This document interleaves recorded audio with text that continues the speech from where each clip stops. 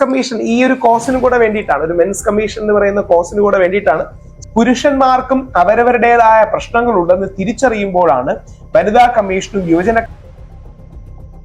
കോടതി വിധി വരുന്നത് വരെ ആരോപിതരായ പുരുഷന്മാരെ വേട്ടക്കാരായി മുദ്ര കുത്താതിരിക്കുക. അതോടൊപ്പം അവരുടെ പ്രൈവസി, വെറുതെ ഒരു പരാതി എഴുതിയെടുത്ത പോലെ ഈ പെണ്ണ് ആരാന്ന് പോലും ആരും അറിയുന്നില്ല. നിവിൻ പോളിക്ക് കിട്ടാത്ത നീതി നമുക്ക് കിട്ടും. ഉമ്മൻചാണ്ടി സാർ എന്ന് പറഞ്ഞാൽ കേരളം കണ്ട ഏറ്റവും വലിയ ജനകീയനായ മുഖ്യമന്ത്രി. നമ്മുടെ നാട്ടിൽ പറയുന്ന പല പോക്സോയും അബ്സല്യൂട്ട് വ്യാജങ്ങളാണ്. ആരെയും കൊടുക്കാൻ ഈ സാധനം മാത്രം മതി. 17 പുരുഷാവകാശ ദിനമായിട്ട് ദീപകിന്റെ ജന്മദിനവും പോയ ദിനവും ജനുവരി 17. അത് രാഹുൽ മാങ്കൂട്ടത്തിന്റെ കേസിൽ കോടതി വിധികൾ 3 രാഹുൽ മാങ്കൂട്ടത്തിന് അനുകൂലമായ നിരീക്ഷണങ്ങൾ ഉള്ളവയാണ്. അമേരിക്കൻ പ്രസിഡന്റായ ഡൊണാൾഡ് ട്രംപിനോടും ബക്കിംഗ്ഹാം പാലസിനോടും അടക്കം ഏറ്റവും വലിയ ബന്ധം സൂക്ഷിച്ച വ്യക്തിയാണ്. ഇവരൊന്നും ബിൽ ഗേറ്റ്സിനൊക്കെ എന്തോ ഒരു അസുഖം വന്നു after his relationship Russian girls എന്ന് പറഞ്ഞു.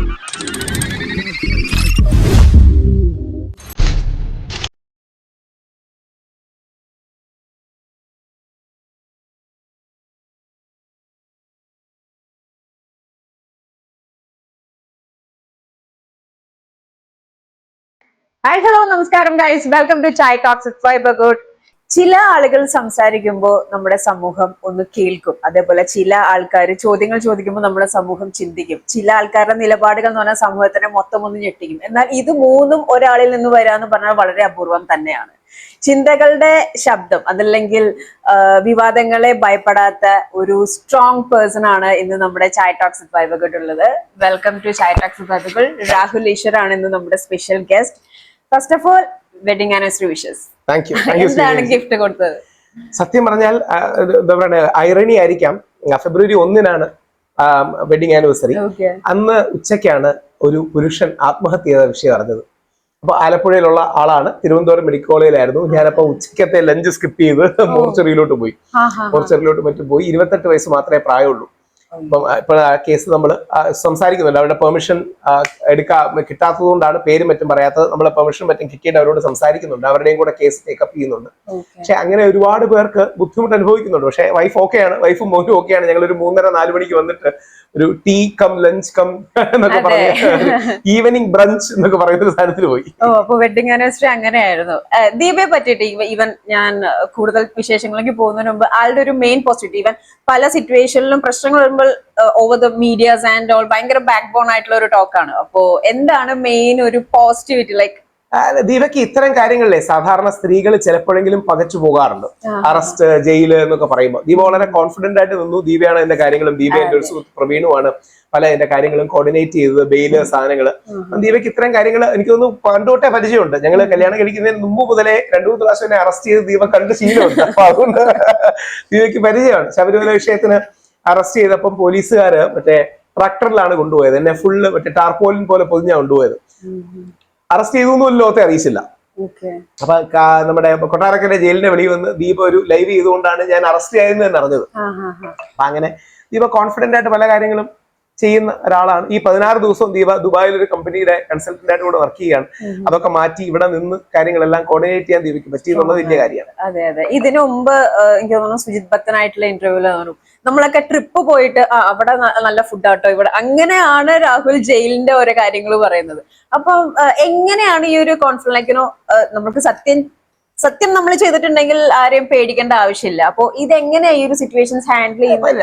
ഇപ്പൊ തമാശക്ക് പറഞ്ഞാൽ ജയിലിൽ പുത്തരി എല്ലാ കാര്യം. ശബരിമല സമയത്തും 3 തവണ എന്നെ അറസ്റ്റ് ചെയ്തു, കുറേ ജയിലിൽ കിടന്നു, ആഴ്ചകളോളം ജയിലിൽ കിടന്നുകൊണ്ട് നമുക്ക് അതൊരു ശീലമാണ്. അതുകൊണ്ട് അതൊരു പ്രശ്നമല്ല. അന്നും നിരാഹാരം കിടന്നു. ഇപ്പോഴത്തെ വ്യത്യാസം 4 ദിവസം വെള്ളം കുടിക്കാതെ കൂടെ 4 ദിവസം. അന്ന് പക്ഷേ നമ്മൾ വെള്ളം കുടിച്ചാണ് നിരാഹാരം കിടന്നത്. 4 ദിവസം ഇത് വെള്ളം കുടിക്കാതെ നിരാഹാര സത്യാഗ്രഹമായിരുന്നു ഉണ്ടായിരുന്നത്. 4-ാം ദിവസം 100 മണിക്കൂറിന് ശേഷമാണ് ഞാൻ എന്നെ തന്നെ ഒന്ന് ചലഞ്ച് ചെയ്യണമെന്ന് വിചാരിച്ചത്. 100 മണിക്കൂറിന് ശേഷമാണ് വെള്ളം കുടിച്ചത്. 125 മണിക്കൂറിന് ശേഷമാണ് ആഹാരം കഴിച്ചത്. അപ്പോൾ അതെല്ലാം ഈ മെൻസ് കമ്മീഷൻ ഈ ഒരു കോസിന് കൂടെ വേണ്ടിയിട്ടാണ്, ഒരു മെൻസ് കമ്മീഷൻ എന്ന് പറയുന്ന കോസിന് കൂടെ വേണ്ടിയിട്ടാണ് ശ്രീദേവീക്ക് ഒരുപക്ഷെ നമുക്ക് നൽകാൻ കഴിയുന്നത്. ഇത് നമ്മുടെ മെൻസ് കമ്മീഷന്റെ ബില്ലാണ്. മെൻസ് കമ്മീഷന്റെ 246 നമ്പർ ബില്ലാണ്. നമ്മുടെ നിയമസഭ ഉള്ളതാണ്. കഴിഞ്ഞ സെപ്റ്റംബർ തൊട്ട് നമ്മുടെ നിയമസഭയുടെ പരിഗണനയിലുള്ള ബില്ലാണ്. ആ ബില്ല് ഇതുവരെ അവതരിപ്പിക്കാൻ നമ്മുടെ നിയമസഭയിലെ ആൾക്കാർ കഴിഞ്ഞിട്ടില്ല. അത് ചെയ്യാത്തതിന്റെ പ്രധാന കാരണം ഇത് അവതരിപ്പിച്ചു കഴിഞ്ഞാൽ സ്ത്രീ വിരോധികളായി മുദ്ര കുത്തപ്പെടുമോ എന്ന് പേടിച്ചാണ്.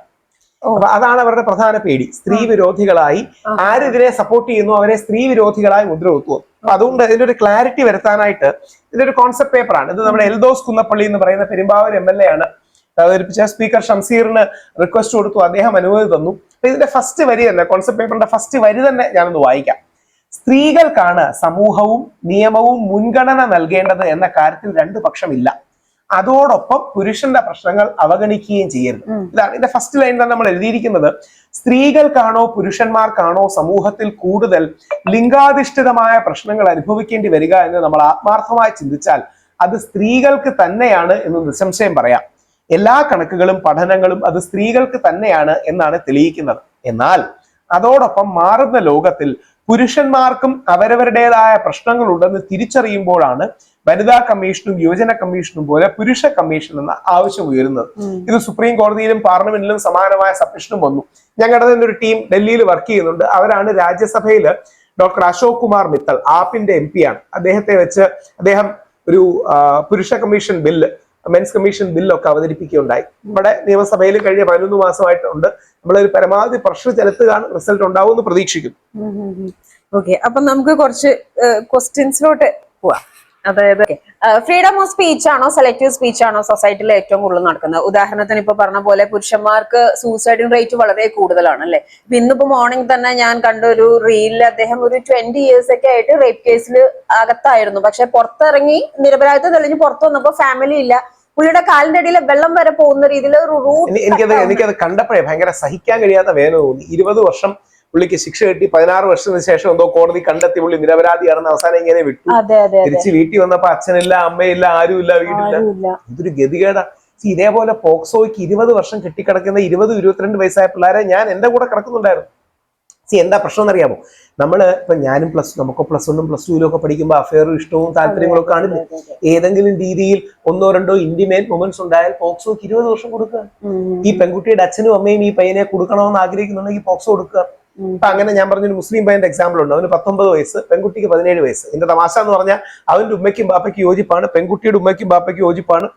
അവരെല്ലാം പരസ്പരം യോജിപ്പും കാര്യങ്ങളുമാണ്. എന്നാൽ ഇപ്പൊ +2 കൗൺസിലിംഗ് എന്നൊരു പരിപാടിയുണ്ട്. ഈ കൗൺസിലിംഗ് വരുമ്പോൾ കൗൺസിലർ ഇവരോട് ചോദിച്ചതിന്റെ ഭാഗമായി ഇവർക്ക് കുറച്ച് ഇന്റിമേറ്റ് മൊമെന്റ്സ് ഉണ്ടായെന്ന് പറഞ്ഞു. അപ്പൊ കൗൺസിലർക്ക് റിപ്പോർട്ട് ചെയ്യാതിരിക്കാൻ പറ്റില്ല. കൗൺസിലർ റിപ്പോർട്ട് ചെയ്തു. ഇവന് പോക്സോ 1 വർഷം അടിച്ചു കൊടുത്തു. എന്തുതരം മനസ്സില്ലാത്ത ആത്മാവില്ലാത്ത നിയമങ്ങളാണെന്നാണ്. വേറൊരു പയ്യൻ, അവന് ഒരു പെൺകുട്ടിയെ ഇഷ്ടമായിരുന്നു. പെൺകുട്ടിയെ, ഈ പയ്യനെ അവോയ്ഡ് ചെയ്യാൻ വേണ്ടി വീട്ടുകാര് പ്രായപൂർത്തിയാവുന്നതിന് മുമ്പേ പീഡിപ്പിച്ചു എന്ന് പറഞ്ഞ കേസ് കൊടുത്തു. എന്നിട്ട് പെൺകുട്ടിയെ കൊണ്ട് വേഗമായി ആ കേസ് കൊടുത്താൽ വളരെ എളുപ്പമാണ്. നമ്മുടെ നാട്ടിൽ പറയുന്ന പല പോക്സോയും അബ്സല്യൂട്ട് വ്യാജങ്ങളാണ്. സ്ഥലത്തർക്കം, സ്വത്ത് തർക്കം, ജോലി തർക്കം, ഇതിന്റെയൊക്കെ പേരിലാണ് പോക്സോ കൊടുക്കുന്നത്. കാര്യം ഒന്ന് പോക്സോ കൊടുത്തു കഴിഞ്ഞാൽ ഗുണമെന്ന് പറഞ്ഞാൽ ഈ പെൺകുട്ടിയുടെ ഐഡന്റിറ്റി ആരും അറിയില്ല. അബ്സല്യൂട്ട്ലി സേഫ് ആണ്. ആരറിയുന്നത് പോലും അറിയില്ല. ഇപ്പൊ നമ്മുടെ കുട്ടിക്കൽ ജയേന്ദ്രൻ എന്ന് പറയുന്ന ആള്, കുട്ടിക്കൽ ജയേന്ദ്രൻ 6.5 മാസം ഒളിവിൽ കഴിഞ്ഞു. 6.5 മാസം പോലീസിന്റെ പിടിയിൽ രക്ഷപ്പെട്ട് ഒളിവിൽ കഴിഞ്ഞു. അവസാനം സുപ്രീം കോടതിയിൽ നിന്നാണ് മുൻകൂർ ജാമ്യം ലഭിച്ചത്. അങ്ങനെയാണ് കുട്ടിക്കൽ ജയേന്ദ്രനായത്. അവരുടെ ഒരു വീട്ടു തർക്കവും കാര്യങ്ങളുമാണ്. ഈസി അല്ലേ, വെറുതെ പറഞ്ഞു വരുത്തിയാ പോരെ. അപ്പൊ ഇതൊരു വലിയ ട്രാപ്പാണ്. പോക്സോ അടക്കം വ്യാജ റേപ്പ് പരാതികളടക്കം എങ്ങനെയും മിസ്യൂസ് ചെയ്യാൻ കഴിയുന്ന തെളിവൊന്നും വേണ്ടാത്ത കുറെ കാര്യങ്ങളാണ്. ഇത് അത്യന്തം അപകടത്തിലെ സമൂഹത്തിലേക്ക് കൊണ്ടുപോകും. ആരെയും കൊടുക്കാൻ ഈ സാധനം മാത്രം മതി. ഇപ്പൊ ഉദാഹരണം രാഹുൽ മാങ്കൂട്ടത്തിന്റെ കേസിൽ ഇപ്പം പോക്സോ അല്ല, ബാംഗ്ലൂരിൽ നിന്ന് പോയി ഒരു പരാതിക്കാരിയുടെ പരാതി എഴുതി പഠിച്ചുകൊണ്ട് വന്നു. അപ്പം ആ പരാതിയിൽ തന്നെ സംശയം ഉണ്ടെന്ന് കോടതി അടക്കം സൂചിപ്പിച്ചു. വെറുതെ ഒരു പരാതി എഴുതിയെടുത്ത പോലെ ഈ പെണ്ണ് ആരാന്ന് പോലും ആരും അറിയുന്നില്ല. അപ്പൊ ഈസി ആയിട്ട് അവരുടെ ഐഡന്റിറ്റി എപ്പോഴും കൺസീൽഡാണ്. അപ്പൊ നമ്മൾ പറയുന്ന ഒറ്റ കാര്യമേ ഉള്ളൂ, എത്രമാത്രം സ്ത്രീയുടെ ഐഡന്റിറ്റി ആദ്യഘട്ടത്തിൽ, എല്ലാ ഘട്ടത്തിലും മറച്ചു വെക്കുന്നു. അതേപോലെ സ്ത്രീകളായ എല്ലാ പരാതിക്കാരെയും ഇരകളായി കാണുന്ന സ്ത്രീപക്ഷ നിലപാട് ഉയർത്തിപ്പിടിക്കുമ്പോഴും അത് പിടിക്കണം. കോടതി വിധി വരുന്നത് വരെ ആരോപിതരായ പുരുഷന്മാരെ വേട്ടക്കാരായി മുദ്ര കുത്താതിരിക്കുക. അതോടൊപ്പം അവരുടെ പ്രൈവസി കൂടെ, പുരുഷന്റെ പേരോ ചിത്രമോ ഐഡന്റിറ്റി കാണിക്കുന്നത് വിലക്കുക. കോടതി പ്രഥമ ദൃഷ്ടിയാ കുറ്റക്കാരനാണെന്ന് കണ്ടെത്തുന്നത് വരെ. അപ്പം പ്രഥമ ദൃഷ്ടിയാണെങ്കിൽ ഓക്കെ. ഇപ്പൊ ഉദാഹരണം നിവിൻ പോളിയുടെ കേസ് വന്നു. ആ പെൺകുട്ടി പറയുകയാണ്, നിവിൻ പോളി എന്നെ ദുബായിൽ വെച്ച് റേപ്പ് ചെയ്യുന്നു. കൊച്ചിയിലുള്ള ആളെ കുറിച്ച് പറയാൻ. നിവിന്റെ ഭാഗ്യം ആലോചിച്ച് നോക്കൂ. നിവിൻ ആ 3 ദിവസം കൊച്ചിയിൽ ഉണ്ടായിരുന്നുണ്ടല്ലേ രക്ഷപ്പെട്ടു. ഇല്ലെങ്കിൽ അറസ്റ്റ് ചെയ്യുകയും മാനഹാനി വരികയും ചെയ്യണ്ടേ. അപ്പൊ നിവിന്റെ ഭാഗ്യത്തിന് നിവിൻ ആ സമയത്ത് കൊച്ചിയിലുണ്ടായിരുന്നു. നിവിന്റെ കൂടെയുള്ള 3-4 പേർക്കെതിരെയും കൂടെ പരാതി കൊടുത്തിട്ടുണ്ട്. അവരിപ്പോഴും ഒന്നെങ്കിൽ അന്വേഷണത്തിന്റെ പരിധിയിലാണ് ഇൻ കോട്ട്സ്. ഇത് ഈസി അല്ല, ഇത് തെളിയിക്കാനോ ഡിസ്പ്രൂവ് ചെയ്യാനോ. പക്ഷെ എനിക്ക് തോന്നുന്നു ഇപ്പോ ലേറ്റസ്റ്റ് നടന്ന ദീപകിന്റെ വിഷയം, അദ്ദേഹം ആത്മഹത്യ ചെയ്തുകൊണ്ട് ഷിംജിത എന്ന് പറയുന്ന വ്യക്തി ജാമ്യം കിട്ടാതെ ഇപ്പോഴും അകത്താണ്. നേരെ മറിച്ച് ഷിംജിത ഇറങ്ങി പരാതി കൊടുത്തിരുന്നെങ്കിൽ ഷിംജിത അതിജീവിതയും ദീപക് വേട്ടക്കാരനും ആവുമായിരുന്നു. ഉറപ്പായിട്ടും. കാരണം പുരുഷന്മാർക്ക് ഇവിടെ പ്രൂവ് ചെയ്യാൻ പറ്റുന്നില്ല. അപ്പോ അത് എന്താണ്, സൊസൈറ്റിയുടെ പ്രശ്നമാണോ, ലീഗലി ഇല്ല? നമ്മുടെ ലോ ഒരു കാലത്ത് ഈ രീതിയിൽ സ്ത്രീകൾക്ക് അനുകൂലമായി മാറിയതിന് 1-2 പശ്ചാത്തലങ്ങളുണ്ട്. പ്രത്യേകിച്ച് ആ സ്ത്രീയുടെ പേര് ഞാൻ മറന്നു. ഒരു പോലീസ് സ്റ്റേഷനുള്ളിൽ വെച്ച് ഒരു ആദിവാസി വനിത റേപ്പ് ചെയ്യപ്പെട്ടു. ആ കേസിനൊക്കെ ശേഷം ഭയങ്കരമായ ഒരു നാഷണൽ സെന്റിമെന്റ്സ് മാറി. പരമാവധി സ്ത്രീകൾക്ക് അനുകൂലമാകണം. നമ്മുടെ ഈ നിർഭയ റേപ്പ് കേസ് അടക്കമൊക്കെ വന്നപ്പം പരമാവധി സ്ത്രീകൾക്ക് അനുകൂലമായ നിയമം വേണം. അത് വളരെ നല്ലതാണ്. പക്ഷെ പ്രശ്നം അതിനെ മിസ്യൂസ് ചെയ്യുന്ന ചില ആൾക്കാരുണ്ടെന്നും അത് തടയിടാനുള്ള സ്പേസും നമ്മൾ ഉണ്ടാക്കിയില്ല. ഉദാഹരണം ഉമ്മൻചാണ്ടി സാറിന്റെ കേസ്. ഒരു സ്ത്രീ ഉമ്മൻചാണ്ടി സാറിനെതിരെ വ്യാജ പരാതി കൊടുത്താണെന്ന് എല്ലാവർക്കും അറിയാം. ആ സ്ത്രീ മജിസ്ട്രേറ്റിന്റെ മുമ്പിൽ 164 മൊഴി അടക്കം കള്ളമൊഴി കൊടുത്തു. പക്ഷെ ആ സ്ത്രീക്കെതിരെ എന്തെങ്കിലും നടപടി ഉണ്ടായി ഇല്ല. ഈസി അല്ലേ ട്രാപ്പ് ചെയ്യാൻ? അതെ. അപ്പോ അതാണ് ഞാൻ ചോദിക്കുന്നത്. എന്റെ ഡൗട്ട് അതാണ്. സത്യം പറഞ്ഞാൽ ഇപ്പൊ നിയമം എന്ന് പറഞ്ഞാൽ എന്റെ അറിവില്ലായ്മയാണോന്ന് അറിയില്ല. Like rule has to be change, right? Updated ആവണ്ടേ? രണ്ട് രീതികളാണ്. റൂള് മാറ്റി സ്ത്രീകൾക്ക് കുറച്ച് എക്സ്ട്രാ പരിഗണനയും മുൻഗണനയും സുരക്ഷയും കൊടുക്കണോ എന്നുള്ള സത്യമാണ്. അപ്പൊ നമ്മൾ പറയുന്ന ഏക കാര്യം, പുരുഷനും കൂടി ഒരു ഷീൽഡ് കൊടുത്താൽ മതി. അതായത് യഥാർത്ഥത്തിൽ നമ്മുടെ നിയമം ഉദ്ദേശിച്ചത് സ്ത്രീക്ക് ഷീൽഡ് കൊടുക്കാം, അവർക്ക് നേരെ ഉണ്ടാകുന്ന അതിക്രമങ്ങളെ അവരത് വെച്ച് തടയുമെന്നാണ്. പക്ഷെ ഈ ഷീൽഡിനെ സുപ്രീം കോടതി പറയുന്നത് പോലെ പല സ്ത്രീകളും സ്വോർഡ് ആയിട്ട് യൂസ് ചെയ്യുന്നുണ്ട്. Shield is being used as A sword. അപ്പൊ അതുകൊണ്ട് എന്ത് ചെയ്യണം? ഈ സ്വോർഡ് ഉള്ളതുകൊണ്ട് പുരുഷന്മാർക്ക് ഒരു പരിചയം കൊടുത്താൽ പുരുഷന്മാർ ആ പരിചയം അറ്റ്ലീസ്റ്റ് പിടിച്ചു നിൽക്കാൻ കഴിയും. ഇല്ലെങ്കിൽ ആരെയും ഈസിയായി ട്രാപ്പ് ചെയ്യാം. ഉദാഹരണം, ഞാൻ 16 ദിവസം ജയിലിൽ കിടന്നു. 16 ദിവസം ജയിലിൽ കിടന്ന് ആദ്യം പോലീസ് പറഞ്ഞു ആ പെൺകുട്ടിയുടെ ഐഡന്റിറ്റി റിവീൽ ചെയ്തു. ഞാൻ പറഞ്ഞില്ല സാർ, അങ്ങനെ സംഭവിച്ചിട്ടില്ല, അവരുടെ ഫോട്ടോ ഇട്ടിട്ടില്ല, ഒരു AI ജനറേറ്റഡ് ഫോട്ടോ. രണ്ടാമത് പറഞ്ഞു അവരുടെ ഡീറ്റെയിൽസ് കൊടുക്കും, അതുമില്ല. അപ്പൊ മൂന്നാമത് പറഞ്ഞു പോലീസ് എന്തെങ്കിലും പറഞ്ഞ് അറസ്റ്റ് ചെയ്തു. മൂന്നാമത് പറഞ്ഞു അവരെ അധിക്ഷേപിച്ചു. അധിക്ഷേപിച്ചു എന്ന് പറയുന്നത് വളരെ വേഗമായ ഒരു വകുപ്പാണ്. എന്തും അധിക്ഷേപമാണെന്ന് പറഞ്ഞ് പറയാം. മറ്റന്നാളല്ല, അടുത്ത തിങ്കളാഴ്ച പോലീസ് വീണ്ടും പോയിട്ടുണ്ട് എന്റെ ജാമ്യം റദ്ദാക്കണം എന്ന് പറയുന്നത് പറഞ്ഞു. ഇവർ അതിജീവിത അല്ല എന്ന് പറഞ്ഞു എന്നുള്ളതുകൊണ്ട്. അതിന്റെ റീസൺ എന്ന് പറഞ്ഞാൽ രാഹുൽ മാങ്കൂട്ടത്തിന്റെ കേസിൽ ജാമ്യഘട്ടത്തിൽ ആദ്യ സെഷൻസ് കോടതി കൃത്യമായി പറയുന്നുണ്ട്, ലഭ്യമായ വിവരങ്ങൾ വെച്ച് പീഡനാരോപണം നിലനിൽക്കില്ല. അപ്പൊ പിന്നെ എങ്ങനെ അതിജീവിതയാകുന്നത്? ഇതാണ് ഞാൻ റേസ് ചെയ്ത ക്വസ്റ്റ്യൻ. അപ്പൊ ഇവര് ജീവിതകാലം മുഴുവൻ ഇനി അതിജീവിതയായിരിക്കും? ഇല്ല. കാര്യം നേരെ മറിച്ച് പീഡനാരോപണം നിലനിൽക്കുന്നു എന്ന് കണ്ടെത്തിയാൽ മാത്രമേ ആ വ്യക്തിയെ നമ്മൾ കുറ്റക്കാരനായിട്ടോ മറ്റോ ആകോ. പീഡനാരോപണം നിലനിൽക്കില്ല എന്ന് സെഷൻസ് കോടതി കണ്ടെത്തി. ഹൈക്കോടതിയുടെ നിരീക്ഷണവും ഞാൻ അങ്ങനെയാ വന്നത്. അപ്പൊ ആരെയും കുടുക്കിക്കൂടെ? നമ്മുടെ സഹോദരനെ, അച്ഛനെ, മകനെ ആരെയും ഇതേപോലെ ഒരു ആരോപണത്തിന്റെ പേരിൽ കൊടുക്കാൻ ഈസി ആയിട്ട് പറ്റും. ഇതാണ് പ്രശ്നം. തമ്മിൽ ഒരു പ്രോഗ്രാം ലേറ്റസ്റ്റ് നമ്മൾ കണ്ടതില് പൊതുവെ പുരുഷന്മാരെ, എനിക്ക് തോന്നുന്നു പുരുഷന്മാർക്ക് മെയിൻ ആയിട്ട് നമ്മൾ കൊടുത്തിരിക്കുന്നത് സ്ട്രോങ് പേഴ്സൺ, വീടിന്റെ നട്ടല്, കരയാൻ പാടില്ല, അങ്ങനെ കുറെ ഹാഷ്ടാഗ്സ് പുരുഷന്മാരുടെ അണ്ടറിൽ കൊടുത്തിട്ടുണ്ട്.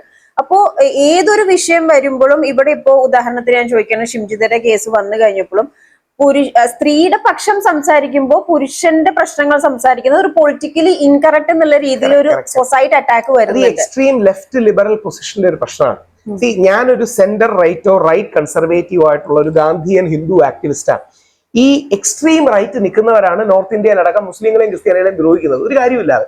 അതായത് ഇപ്പം ഞാൻ കണ്ടോന്നറിയില്ല, ഒരു മുഹമ്മദ് ദീപക് എന്ന് പറയുന്ന ഒരു ഹിന്ദുവായ മനുഷ്യൻ 70 വയസ്സുള്ള ഒരു മുസ്ലിം വൃദ്ധനോട് അവിടുത്തെ തീവ്ര ഹിന്ദുത്വവാദികൾ പറയുന്നത് ബാബ എന്ന കടയ്ക്ക് പേരിടാൻ പാടില്ല എന്നാണ്.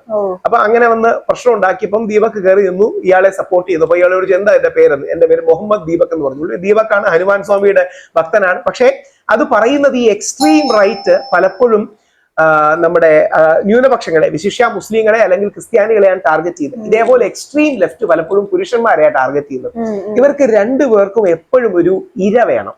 ഈ ഇരയെ നിരന്തരമായി ആക്രമിക്കുന്നതിലാണ് ഇവരുടെ ഒരു ഫാസിനേഷൻ. അത് ദിലീപ് ആകാം, അത് രാഹുൽ മാങ്കൂട്ടത്തിലാകാം, ഉമ്മൻചാണ്ടി സാർ ആകാം, ആര് വേണമെങ്കിലാകാം. അപ്പോ നമ്മുടെ നിലപാട് തറ, രാഷ്ട്രീയ നിലപാട് തറയിലുള്ള ഒരു അപരനെ സൃഷ്ടിക്കാൻ, ശത്രുവിനെ സൃഷ്ടിക്കാൻ, എനിമിയെ സൃഷ്ടിക്കാൻ നോക്കുകയാണ്.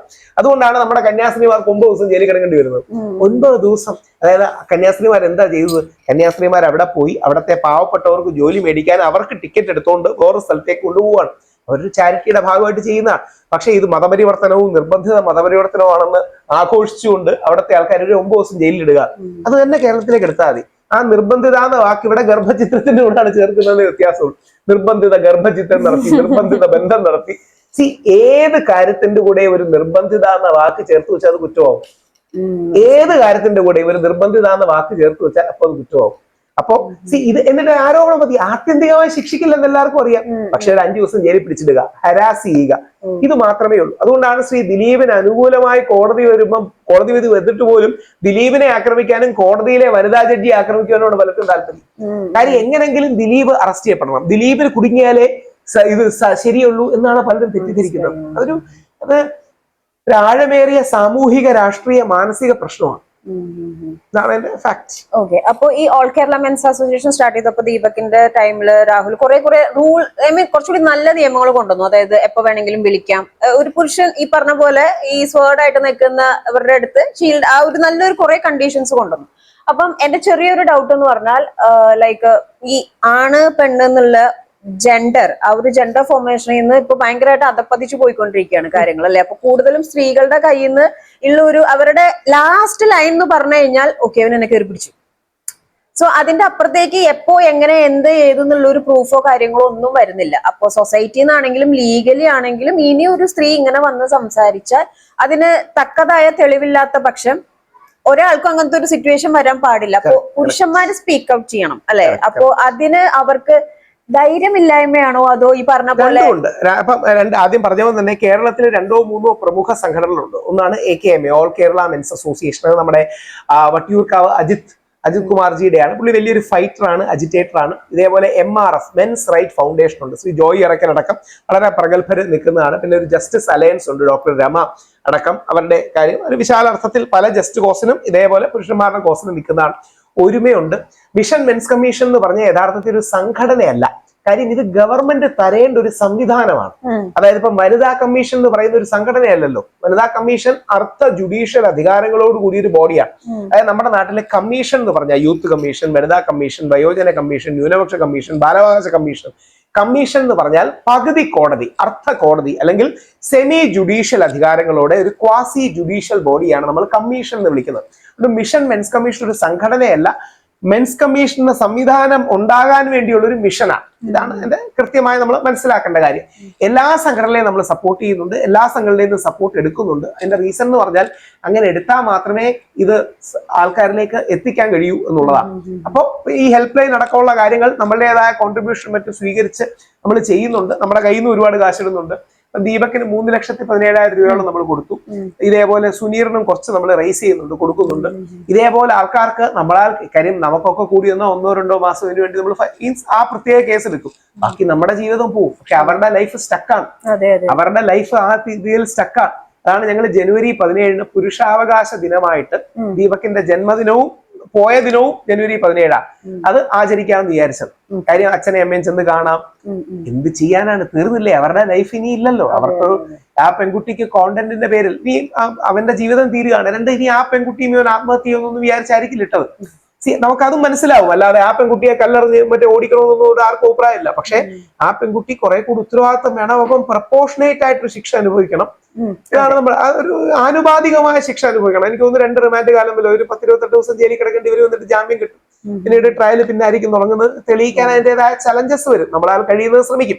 പക്ഷേ കാര്യം സൂയിസൈഡ് നോട്ടും കാര്യങ്ങളും ഒന്നുമില്ല. ഇപ്പൊ സുനീറിന്റെ കേസിൽ സൂയിസൈഡ് നോട്ടൊക്കെ ഉണ്ടായിട്ട് പോലും ആ പെൺകുട്ടിക്കെതിരെ ഒരു നടപടി എടുക്കാൻ പോലീസ് തയ്യാറായിട്ടില്ല. സുനീറിന്റെ ഉമ്മയെ വെച്ച് ഞങ്ങള് DG 7 മാസമായി നമ്മൾ ടേക്കപ്പ് ചെയ്യുന്നു. ഇപ്പോഴേ മീഡിയ ശ്രദ്ധയിലേക്ക് വന്നുള്ളൂന്നേ ഉള്ളൂ. കഴിഞ്ഞ ജൂലൈയിലാണ് സുനീറിന്റെ ഉമ്മയെ കൊണ്ട് DGPയെ കാണാൻ പോയി, കമ്മീഷണറെ കാണാൻ പോയി, SPയെ കാണാൻ പോയി, പരാതിയൊക്കെ എടുത്തു. പക്ഷെ ഒച്ചിന്റെ വേഗത്തിലാണ് നീങ്ങുന്നത്. സുനീറിന്റെ അമ്മയ്ക്കെതിരെ ആ പെൺകുട്ടി നഷ്ടപരിഹാരം പറഞ്ഞ് പരാതി കൊടുത്തു. എന്നിട്ട് ഇവരുടെ പ്രോപ്പർട്ടി അടക്കം അറ്റാച്ച് ചെയ്തിട്ടുണ്ട്. അപ്പൊ അങ്ങനെ കുറെ സങ്കീർണതകൾ ഈ വിഷയങ്ങൾക്കുണ്ട്. ഇതിലിപ്പോ ഒരു വശത്ത് ഫെമിനിസം എന്ന് പറയുന്ന ഒരു സംഭവം നടക്കുന്നുണ്ട്. അപ്പോ ഫെമിനിസം എന്റെ പോയിന്റ് ഓഫ് വ്യൂല് ഇതിനകത്ത് പുരുഷന്മാരിൽ നിന്നും പ്രശ്നങ്ങൾ ഫേസ് ചെയ്യുന്ന സ്ത്രീകളുണ്ട്. അതേപോലെ തന്നെ പുരുഷന്മാരിൽ നിന്നും പ്രശ്നങ്ങൾ ഫേസ് ചെയ്തതിന്റെ ഭാഗമായിട്ട് ഒരു പുരുഷനിൽ നിന്നും കിട്ടിയ ഭാഗമായിട്ട് കംപ്ലീറ്റ്ലി പുരുഷന്മാരെ ഹെയ്റ്റ് ചെയ്യുന്ന സ്ത്രീകളുണ്ട്. എന്നാൽ എല്ലാ പുരുഷന്മാരും അങ്ങനെ അല്ല എന്നുള്ള രീതിയിലുണ്ട്. ഇതേപോലെ പുരുഷന്മാരുണ്ട്. പ്രത്യേകിച്ച് ഏതെങ്കിലും സ്ത്രീകളെയും ദുരനുഭവം കിട്ടുമ്പോൾ എല്ലാ സ്ത്രീകളും ഇങ്ങനെയാണ് എന്ന് പറയുന്ന ഒരുപാട് പേര്. അതെ അത് അത് എന്താണ് അത് അവരുടെ അതെന്താ അറിയാമോ, നമ്മളുടെ ബാഡ് എക്സ്പീരിയൻസിനെ നമ്മൾ ജനറലൈസ് ചെയ്യുകയാണ്. അങ്ങനെ വേണമെന്നില്ല. അതായത് ഒരു പുരുഷനിൽ നിന്ന് നെഗറ്റീവ് എക്സ്പീരിയൻസ് കിട്ടുകൊണ്ട് എല്ലാ പുരുഷന്മാരും മോശമാണെന്നോ, ഒരു സ്ത്രീയിൽ നിന്ന് നെഗറ്റീവ് എക്സ്പീരിയൻസ് കിട്ടുകൊണ്ട് എല്ലാ സ്ത്രീകളും മോശമാണെന്നോ, അങ്ങനെ യാതൊരു ധാരണയിലേക്ക് നമ്മൾ എത്തേണ്ട കാര്യമില്ല. പകരം രണ്ട് ഭാഗത്തിന് നീതി വേണം. ഇതിന്റെ കോർ പോയിന്റ് കിടക്കുന്നത് വേറൊരു വിഷയത്തിലാണ്. അതാണ് പലരും മനസ്സിലാക്കാത്തത്. ആ കോർ പോയിന്റ് കിടക്കുന്നത് നിർബന്ധമായി നമ്മൾ അറിഞ്ഞിരിക്കേണ്ട ഒരു തത്വം അല്ലെങ്കിൽ അടിസ്ഥാനം സ്ത്രീയുടെയും പുരുഷന്റെയും ബ്രെയിൻ വ്യത്യാസമാണ്. അതായത് സ്ത്രീ പുരുഷ ശരീരങ്ങൾ വ്യത്യാസപ്പെട്ടിരിക്കുന്നത് പോലെ സ്ത്രീയുടെയും പുരുഷന്റെയും ബ്രെയിൻ വ്യത്യാസമാണ്. ന്യൂറോളജിക്കൽ ആൻഡ് സൈക്കോളജിക്കൽ വ്യത്യാസങ്ങളുണ്ട്. ഇതിനെയാണ് men are from Mars, woman are from Venus എന്ന് ഡോക്ടർ ജോൺ ഗ്രേയുടെ പുസ്തകത്തിലൊക്കെ പറയുന്നത്. ഈ വ്യത്യാസം മനസ്സിലാക്കിയില്ലെങ്കിൽ ഇവർ തമ്മിൽ എന്നും കോൺഫ്ലിക്റ്റ് ഉണ്ടാവും. ഉദാഹരണം, സ്ത്രീയും പുരുഷനും ദേഷ്യത്തെ കാണുന്ന രീതി, ലൈംഗികതയെ കാണുന്ന രീതി, സമ്പത്തിനെ കാണുന്ന രീതി, ലോകത്തെ കാണുന്ന രീതി, കുട്ടികളെ കാണുന്ന രീതി, ഇതൊക്കെ ഒരുപാട് വ്യത്യാസമാണ്. സംസാരത്തെ കാണുന്ന രീതി, ഇതൊക്കെ ഒരുപാട് വ്യത്യാസമാണ്. ഈ വ്യത്യാസങ്ങൾ നമ്മുടെ കുട്ടികൾക്ക് അറിയാത്തപ്പോഴാണ് ഇവരുടെ ഇടയിൽ സംഘർഷം ഉണ്ടാകുന്നത്. ഇത് നല്ല മാതൃക നമ്മുടെ ക്രിസ്ത്യൻ പള്ളികളിൽ കല്യാണം കഴിക്കാൻ പോകുന്നതിന് മുമ്പ് 3 ദിവസം വിവാഹപൂർവ്വ വിദ്യാഭ്യാസം, പ്രീ മാരിറ്റൽ എഡ്യൂക്കേഷൻ എന്നുള്ളൊരു കാര്യമുണ്ട്. അതേപോലെ എല്ലാ സമുദായങ്ങളിലും, ഹിന്ദു മുസ്ലിം സമുദായങ്ങളിലൊക്കെ അത്തരം കാര്യങ്ങൾ ചെയ്തെടുത്താൽ കുറെയെങ്കിലും ഒക്കെ മെച്ചമാവും. ഇപ്പൊ ഒരുപക്ഷെ ദേവുജി അറിയുമ്പോൾ അത്ഭുതപ്പെടും, ഇന്ത്യയിൽ ഏറ്റവും കൂടുതൽ കുടുംബഛിദ്രങ്ങൾ നടക്കുന്ന സ്ഥലങ്ങളിലൊന്നും നമ്മുടെ കൊച്ചു കേരളമാണ്. അതിൽ തന്നെ ഹിന്ദു ജനവിഭാഗങ്ങൾക്കാണ് ഇത് ഏറ്റവും കൂടുതൽ. കാരണം ഒരു മാരിറ്റൽ എഡ്യൂക്കേഷൻ പോലുള്ള കാര്യങ്ങൾ അവർക്ക് കിട്ടുന്നില്ല. ഞാൻ പറയുന്ന ഹാർഡ് ഫാക്ട്സിനെ ബേസ് ചെയ്താൽ ഇന്ത്യയിൽ തന്നെ, എന്റെ ഓർമ്മ ശരിയാണെങ്കിൽ 2013 അടക്കമുള്ള കണക്കുകളുണ്ട്, ഏകദേശം 700%, 800% marriage break downs, family break downs കൂടുന്നു. അതിന്റെ റീസൺ എന്ന് പറഞ്ഞാൽ ഈ പുരുഷൻ മാർസിൽ നിന്നും സ്ത്രീ വീനസിൽ നിന്നുമാണ്.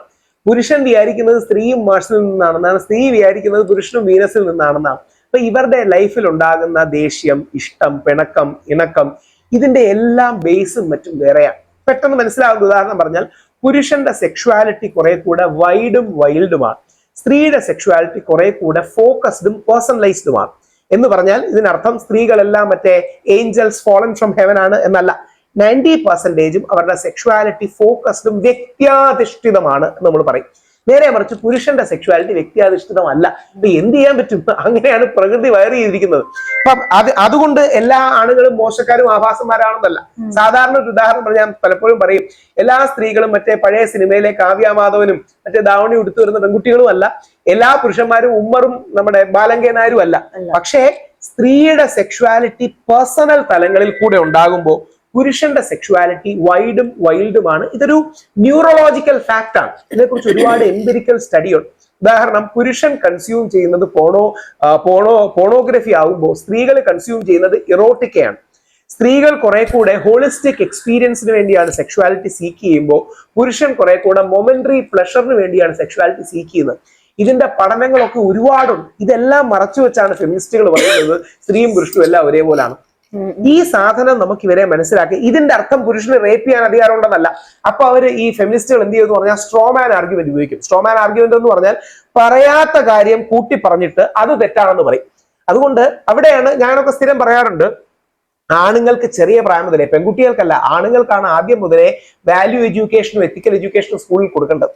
പ്രത്യേകിച്ച് അവർക്കൊരു 13-14 വയസ്സിൽ സെക്ഷുവാലിറ്റി അടക്കം ബിൽഡപ്പ് ചെയ്യുന്ന കാലത്ത് അവർക്ക് ഇതൊരു കുറെ കൂടെ റെസ്ട്രെയിൻഡ്, ഫോക്കസ്, മോഡറേഷൻ തുടങ്ങിയ കാര്യങ്ങൾ വന്നില്ലെങ്കിൽ അവരുടെ ലേറ്റർ ലൈഫിൽ തന്നെ ഒരുപാട് പ്രശ്നം ഉണ്ടാവും. ആണിനെ വളർത്തുന്നതിലെ ഏറ്റവും വലിയ 2 പ്രശ്നങ്ങൾ, ഒന്ന് ഈ സെക്ഷുവാലിറ്റിയെ എത്തിക്സുമായിട്ടും കൂടെ കണക്ട് ചെയ്ത് അവനെ കുറെ കൂടെ ഡിസിപ്ലിൻഡ് ആക്കുന്നില്ല. ഒന്ന്, നേരെ തിരിച്ച് അവനോട് ചെറിയ പ്രായത്തിലെ അനാവശ്യമായ ഇമോഷണൽ കൺട്രോളിന്റെ കാര്യം പറഞ്ഞ് നീ കരയരുത്, നീ പെണ്ണാണോ എന്ന് ചോദിക്കുകയും ചെയ്യും. അപ്പം ബോട്ടിലപ്പ് ചെയ്യുന്ന നെഗറ്റിവിറ്റി, വിഷമം, ദേഷ്യം, ഇത് ഭാവിയിൽ സ്ത്രീയോടുള്ള വയലൻസും കൂടായി മാറും. സോ ഇതൊരു കോംപ്ലക്സ് ഇഷ്യൂ ആണ്. നേരെ തിരിച്ച് പെൺകുട്ടിയെ വളർന്നു വരുമ്പോൾ നീ ഇങ്ങനെ ചിരിക്കരുത്, അതായത് പെൺകുട്ടി അമിതമായ അടക്കവും ഒതുക്കവും എന്ന് പറയുന്നത് തിരി വരും. വിനയം നല്ലതാണ്, ആണിനും പെണ്ണിനും വിനയം ഒരേപോലെ നല്ലതാണ്. പക്ഷേ പെൺകുട്ടി സബ്മിസീവ് ആകണം, സബ്ഡ്യൂഡ് ആകണം എന്ന, ഓവർ സബ്ഡ്യൂഡ് ആകണം എന്നുള്ളൊരു മെസ്സേജ് കൊടുക്കുമ്പോൾ കുറെ കാലം കഴിയുമ്പോൾ അവൾക്ക് ഡിസെൻഗേജ്മെന്റ് ഉണ്ടാകും, ഡിസഫെക്ഷൻ ഉണ്ടാകും. അത് നമ്മുടെ സോഷ്യൽ അപ്ബ്രിങ്ങിങ്ങിനുള്ള പ്രശ്നമാണ്. അപ്പൊ ഇത് ഒരുപാട് ലെയേഴ്സ് ഉള്ള ഒരു പ്രശ്നമാണ്. അതിനെ സർവ്വതല സ്പർശിയായി ഡീൽ ചെയ്യണം. ഇത്രയൊന്നും ഇല്ലെങ്കിൽ പോലും ഒരു 2-3 ദിവസം മാരിറ്റൽ എഡ്യൂക്കേഷൻ കൊടുത്തിട്ട് മാത്രമേ സ്ത്രീയെയും പുരുഷനെയും കല്യാണത്തിലേക്ക് വിടാവൂ. ഇല്ലെങ്കിൽ they end up being in broken families, disengaged marriages, breakups, ഇത്തരം കാര്യങ്ങൾ കൂടി വരും. അതുകൊണ്ടാണ് കണക്കുകളടക്കം നോക്കിയാൽ ഏറ്റവും കൂടുതൽ കുടുംബ ഛിദ്രങ്ങളും ബ്രേക്കപ്സുകളും അല്ലെങ്കിൽ ഫാമിലി ബ്രേക്ക് ഡൗൺ സംഭവിക്കുന്ന ഹിന്ദു കമ്മ്യൂണിറ്റിയിലാണ്. കമ്പാരിറ്റീവ്ലി കുറവ് ക്രിസ്ത്യൻ കമ്മ്യൂണിറ്റിയിലും മുസ്ലിം കമ്മ്യൂണിറ്റിയിലാണ്. മുസ്ലിം കമ്മ്യൂണിറ്റിയിൽ കുറെ കൂടെ ട്രഡീഷണൽ വാല്യൂസ് സ്ട്രോങ് ആയി നിൽക്കുന്നതുകൊണ്ടും ക്രിസ്ത്യൻ കമ്മ്യൂണിറ്റിയിൽ ഇതേപോലെ ഓറിയന്റേഷൻ പ്ലസ് ട്രഡീഷണൽ വാല്യൂ കൊടുക്കുന്നതുകൊണ്ടാണ്. അപ്പൊ നമ്മൾ ഹിന്ദു സമൂഹം എന്ത് പറയുന്നു പറഞ്ഞാൽ ഇത് കാലം മാറിയില്ലേ, അതൊക്കെ ബ്രേക്ക് ഡൗൺ ഓപ്പൺ. കാലം മാറി എന്ന് പറഞ്ഞ് മലപ്പുറത്ത് ഇത്രയും ബ്രേക്കപ്പ് സംഭവിക്കുന്നില്ലല്ലോ. കാലം മാറി എന്ന് പറഞ്ഞ് തിരുവനന്തപുരം മുതൽ കൊച്ചി വരെയുള്ള പ്രദേശങ്ങൾ അല്ലെങ്കിൽ ഹിന്ദുക്കൾ കൂടുതലുള്ള പ്രദേശങ്ങളിലാണ് ഈ ഫാമിലി ബ്രേക്ക് ഡൗൺ സംഭവിക്കുന്നത്. അപ്പോ ഞാനിപ്പോ മുസ്ലിം വേദികളിൽ പോകുമ്പോൾ ഞാൻ സ്ഥിരം പറയും ക്രിസ്ത്യാനികളുടെ നല്ല മാതൃകയാണ്. ഞാനൊരു കൗതുകമുള്ള കാര്യം ചോദിക്കാം, എന്താ മാഡത്തിന്റെ ബാക്ക്ഗ്രൗണ്ട് ഓഫ് എഡ്യൂക്കേഷൻ? ബികോം. നമ്മള് ബികോമിനോ BA-ക്കോ MBA-ക്കോ MCOM-നോ ഒക്കെ പോകുമ്പോൾ ഓർമ്മ കാണും, കോളേജിലെ ആദ്യ 2 ദിവസം എന്തെങ്കിലും പഠിപ്പിക്കുന്നതിന് പകരം ഒരു ടീച്ചർ വന്ന് ഓറിയന്റേഷൻ ആണ് നൽകുന്നത്. അതായത് ആദ്യ ദിവസങ്ങളിലോ രണ്ടാമത്തെ ദിവസത്തിലോ പഠനമൊന്നുമല്ല, നമുക്ക് പിന്നെ കാര്യങ്ങളൊക്കെ പിന്നെ പഠിക്കാം. നിങ്ങൾ ഇത് വലിയൊരു ചവിട്ടുപടിയാണ്, ലൈഫിലെ മുമ്പോട്ട് പോകുന്നുണ്ട്, എങ്ങനെ പഠിക്കണം, നല്ല സുഹൃത്തുക്കൾ ഉണ്ടാക്കണം, സീരിയസ് ആയിട്ട് പഠനത്തെ കാണണം എന്നാണ് പറഞ്ഞത്. ഇങ്ങനെ ഒരു ഓറിയന്റേഷൻ, ഇൻഡക്ഷൻ എന്നൊക്കെയാണ് ഇതിനെ പറയുക. കോർപ്പറേറ്റ് കമ്പനി കയറുമ്പോൾ ആദ്യ 2 ദിവസം ഈ ഇൻഡക്ഷനും ഓറിയന്റേഷനും ആണ്. ഞാൻ കൗതുകമുള്ളൊരു കാര്യം ചോദിക്കട്ടെ, കോളേജിൽ പോകുമ്പോൾ 2 or 3 വർഷം പഠിക്കാൻ പോകുന്ന കോളേജിൽ പോകുമ്പോൾ നമുക്ക് 5 മുതൽ 10 മണിക്കൂർ വരെ ഓറിയന്റേഷൻ കിട്ടുന്നു. 50 വർഷം താമസിക്കാൻ പോകുന്ന സ്ഥാപനമായ കല്യാണത്തിലേക്ക് പോകുമ്പോൾ 5 മിനിറ്റ് പോലും ഒരു ഓറിയന്റേഷൻ നമ്മുടെ കുട്ടികൾക്ക് കിട്ടുന്നില്ല. പിന്നെ എങ്ങനെ ശരിയാവുമെന്നാണ് നമ്മൾ പറയുന്നത്. അപ്പം കുട്ടികളുടെ പ്രശ്നമല്ല, നമ്മുടെ പ്രശ്നമാണ്, നമ്മൾ ഓറിയന്റ് ചെയ്യുന്ന പ്രശ്നമാണ്. അതുകൊണ്ടാണ് ഞാൻ പോകുന്ന എല്ലാ കല്യാണത്തിനും men are from us, women are from Venus ആണ് എന്റെ ഗിഫ്റ്റ്. എല്ലാ കല്യാണത്തിനും ഈ സാധനം മേടിച്ചാണ് ഗിഫ്റ്റായി കൊണ്ടുപോകുന്നത്. കാര്യം ആ ബന്ധങ്ങൾ ബ്രേക്ക് ആവുന്നത് 40 to 30% മാത്രമേ ആ യുവാക്കളുടെ പ്രശ്നമുള്ളൂ. 60% സൊസൈറ്റി അവരെ ഓറിയന്റ് ചെയ്യുന്നില്ല. ഇതാണ് അവരുടെ പ്രശ്നം. ഈ സാധാരണ പോപ്പുലർ എക്സാമ്പിൾ പറഞ്ഞാൽ നമ്മളൊരു കാറിലേക്ക് കയറുകയാണ്, പുതിയ ബസ്സിലേക്ക് കയറുകയാണ്, വണ്ടിയിലേക്ക് കയറുകയാണ്. ഇന്നേ വരെ വണ്ടി കാണാത്ത ഒരാൾക്കോ അത് അറിയാത്ത ഒരാൾക്കോ നേരെ ഇത് എടുത്തു കൊടുത്താൽ അവരത് ആക്സിഡന്റിലേക്ക് കൊണ്ടുവന്ന് അതാണ് നമ്മുടെ നാട്ടിൽ നടക്കുന്നത്. അപ്പം ഇതൊരു കോംപ്ലക്സ്. അതുകൊണ്ടാണ് അമേരിക്കയിലെ കൊളറാഡോ പോലുള്ള സ്റ്റേറ്റുകൾ ഒരു മാരിറ്റൽ എഡ്യൂക്കേഷൻ ബിൽ കല്യാണം കഴിക്കുന്നതിന് മുമ്പ് നിർബന്ധമായി 2 ദിവസം 3 ദിവസം ഒരു ഓറിയന്റേഷൻ എടുക്കണം എന്ന് പറയുന്ന ഒരു ബില്ലൊക്കെ കൊളറാഡോ പോലുള്ള അമേരിക്കൻ സംസ്ഥാനങ്ങൾ കൊണ്ടുവന്നിട്ടുണ്ട്. ഞാൻ യുവജന കമ്മീഷന്റെ സ്റ്റേറ്റ് കോർഡിനേറ്റർ ആയിട്ട് ഇരിക്കുമ്പോൾ ഇതേപോലൊരു മാരിറ്റൽ എഡ്യൂക്കേഷൻ ബില്ല് നമ്മൾ കൺസീവ് ചെയ്തിട്ടുണ്ട്. സംസ്ഥാനത്ത് അവതരിപ്പിക്കാൻ പറ്റിയില്ല. അതേപോലത്തുള്ള കാര്യങ്ങളാണ് നമ്മൾ യഥാർത്ഥത്തിൽ ചെയ്യേണ്ടത്. അത്തരം ഘടനാപരമായ കാര്യങ്ങളെ അഡ്രസ് ചെയ്യണമെന്നുള്ളതാണ് എന്റെ റിക്വസ്റ്റ്. ഓക്കെ, ഇപ്പം ഇത് വലിയൊരു ടോപ്പിക്കാണ് സത്യം പറഞ്ഞു കഴിഞ്ഞാൽ. കാരണം ഇപ്പൊ നടക്കുന്ന സൊസൈറ്റിയിലെ പ്രശ്നങ്ങള് രാഹുലിന്റെ അഭിപ്രായത്തിൽ ഇതിപ്പോ ന്യൂസിൽ വരുന്ന പോരാതെ ഒരു ദിവസം കേരളത്തിൽ നടക്കുന്ന ആണുങ്ങളുടെ സൂസൈഡ് റേറ്റും അറ്റ് ദ സെയിം ടൈം കേരളത്തിൽ നടക്കുന്ന സ്ത്രീകൾ ജെനുവലി നമുക്ക് കണക്കുണ്ടല്ലോ, ഇന്ത്യയിൽ കണക്കുകളുണ്ട്. NCRB-യുടെ നാഷണൽ ക്രൈം റെക്കോർഡ്സ് ബ്യൂറോയുടെ ആത്മഹത്യകളുടെ കണക്കുണ്ട്, ഈസിലി അവൈലബിൾ ആണ്, നെറ്റിൽ നോക്കിയാൽ. അതെ, അതുപോലെ സ്ത്രീകളും കുഞ്ഞുങ്ങളും അടക്കം പീഡനത്തിന്റെ രണ്ടും ഉണ്ട്. അതായത് ലഭ്യമായ അവസാന കണക്കുകൾ ഓർമ്മ ശരിയാണെങ്കിൽ ഓരോ 4.5 മിനിറ്റിലും ഒരു പുരുഷൻ ഇന്ത്യയിൽ ആത്മഹത്യ ചെയ്യുന്നു. ഓരോ 11 മിനിറ്റിലുമാണ് ഒരു സ്ത്രീ ഇന്ത്യയിൽ ആത്മഹത്യ ചെയ്യുന്നത്. രണ്ടും ഒരേപോലെ തെറ്റാണ്. പക്ഷെ സ്ത്രീയുടെ ഇരട്ടി പുരുഷന്മാർ ആത്മഹത്യ ചെയ്യുന്നുണ്ട്. എന്റെ ഓർമ്മ ശരിയാണെങ്കിൽ 20 or 40 മിനിറ്റിൽ ഒരു സ്ത്രീ മൊളസ്റ്റ് ചെയ്യപ്പെടുകയോ റേപ്പ് ചെയ്യപ്പെടുകയോ ചെയ്യുന്നുണ്ട്. ഇത് രണ്ടും തടയണമെന്നല്ലേ നമ്മൾ പറയേണ്ടത്. ഏതെങ്കിലും ഒന്ന് വെച്ച് മറ്റൊന്നിനെ ബാലൻസ് ചെയ്യുന്നതിൽ എന്തർത്ഥമുള്ളത്? ഇത് രണ്ടും ഒരേപോലെ, ഒരാൾ റേപ്പ് ചെയ്യപ്പെടുന്നതും ഒരാൾ ആത്മഹത്യ ചെയ്യുന്നതും ഒരാൾ കള്ളപ്പരാതിപ്പെടുന്നതും എല്ലാം ഒരേപോലെ സീരിയസ് ആയ കാര്യങ്ങളാണ്. അപ്പൊ എല്ലാവർക്കും നീതി എന്നൊരു ആറ്റിറ്റ്യൂഡ് പറയുന്നതിന് പകരം നീ അവനോടൊപ്പമെങ്കിൽ അവൾക്കെതിരെ, അവളോടൊപ്പമെങ്കിൽ അവനെതിരെ എന്ന് പറയുന്ന ഒരു ദ്വന്ദ്വം, ഫൈറ്റ്, ജെൻഡർ വാർ ക്രിയേറ്റ് ചെയ്യുന്നതിൽ അർത്ഥമില്ല. അതുകൊണ്ടാണ് ഞങ്ങൾ കഴിയുന്നത്ര നല്ല ഫെമിനിസ്റ്റുകളോടും യോജിക്കാൻ കഴിയുന്ന ഫെമിനിസ്റ്റുകളോടും യോജിച്ചാണ് പ്രവർത്തിക്കാറുള്ളത്. ഇപ്പൊ ഈ കറണ്ട് നടന്ന ഇഷ്യൂല് എനിക്ക് നല്ല ജെൻഡർ വാർ ആണ് ഫീൽ ചെയ്തത്. കാരണം ഡിസ്കഷനിൽ കൂടെ പോകുമ്പോൾ സൊല്യൂഷനേക്കാൾ കൂടുതൽ സ്ത്രീ പുരുഷൻ എന്നുള്ള ഒരു ഫൈറ്റ് നല്ല രീതിയിൽ വരുന്നുണ്ട്.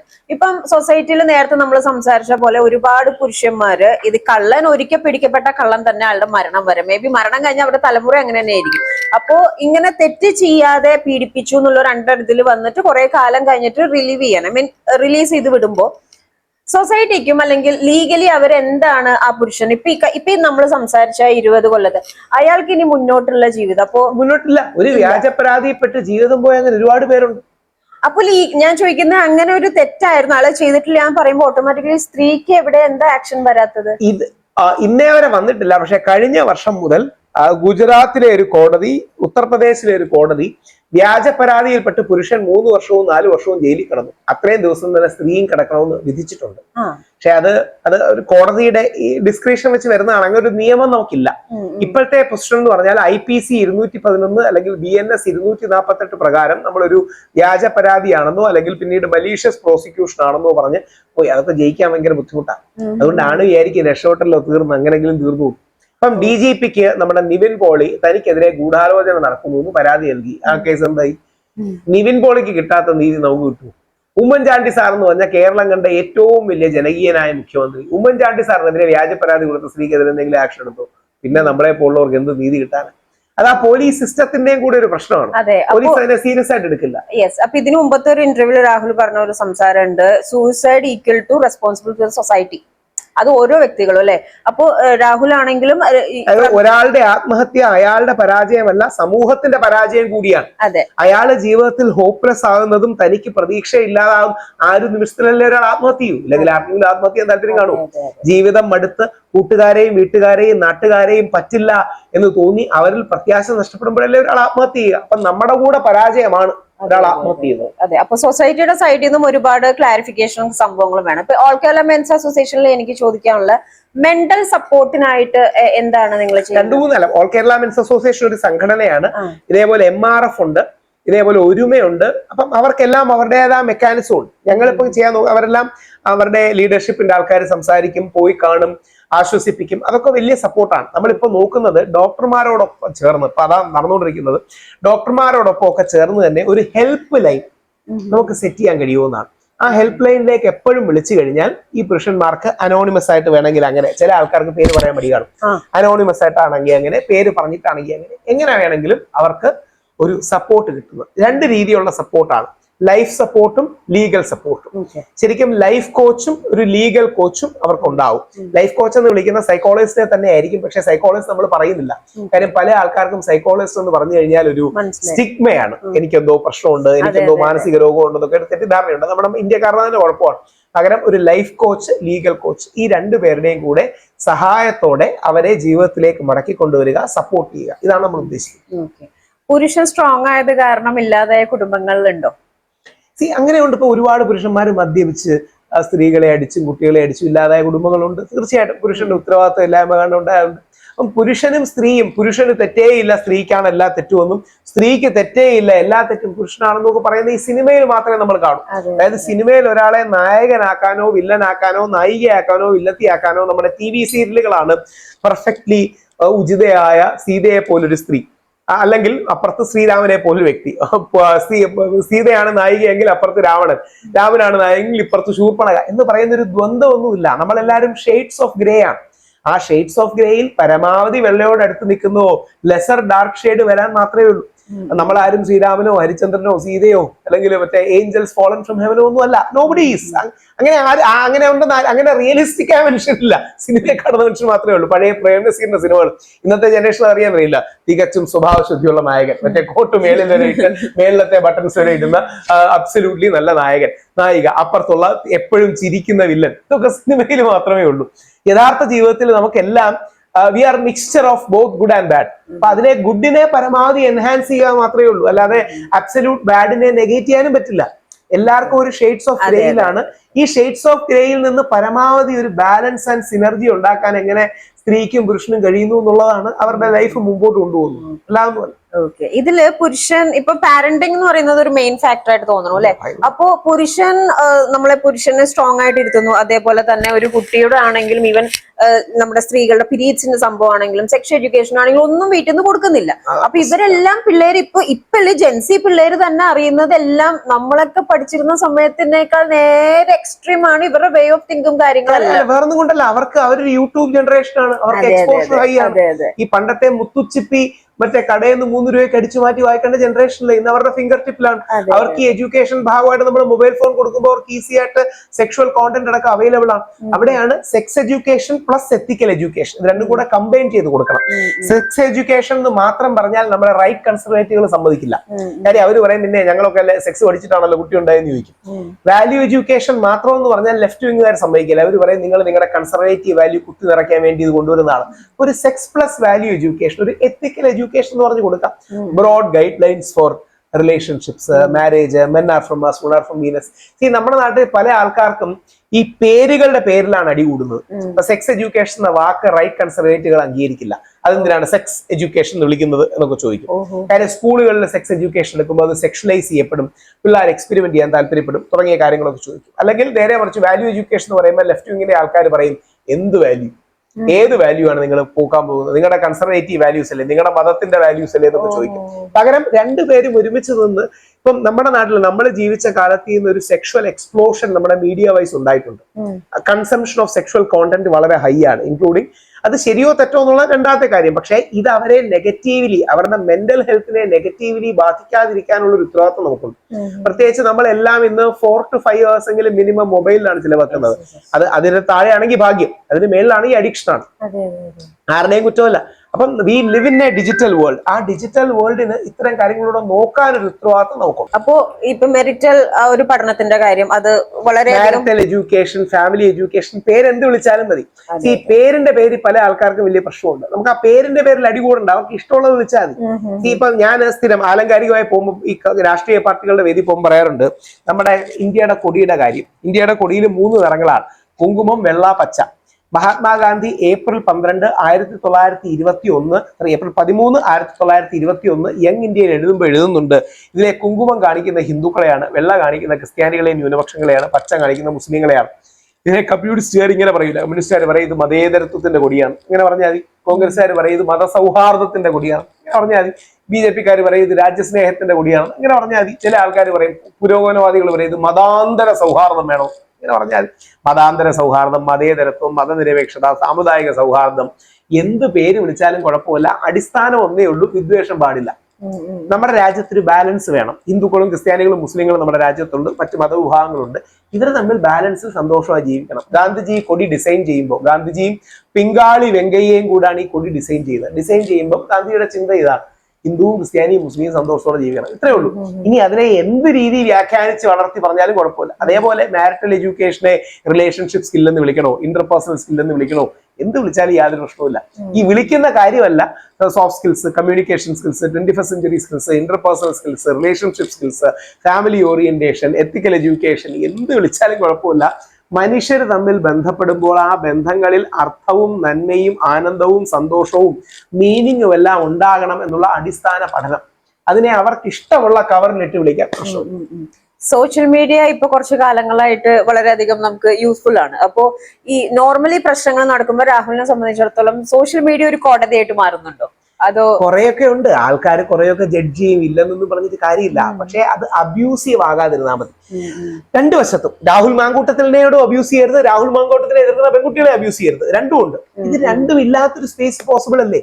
എനിക്ക് തോന്നുന്നു അബ്യൂസിംഗ് ആണ് കൂടുതൽ. ആരെ എന്താ എവിടെ ഇന്നത്തെ കാലത്തെ സോഷ്യൽ മീഡിയ ഒരു ട്രെൻഡ് എന്ന് പറഞ്ഞാൽ റേജ് ബെയ്റ്റിംഗ്. ഈ റേജ് ബെയ്റ്റിംഗ്, അതായത് എങ്ങനെ റേജ് ഉണ്ടാക്കാം, റേജിന് വേണ്ടി ഒരു ബെയ്റ്റ് ഉണ്ടാക്കുന്ന ഒരു ആറ്റിറ്റ്യൂഡ് പലപ്പോഴും ഉണ്ട്.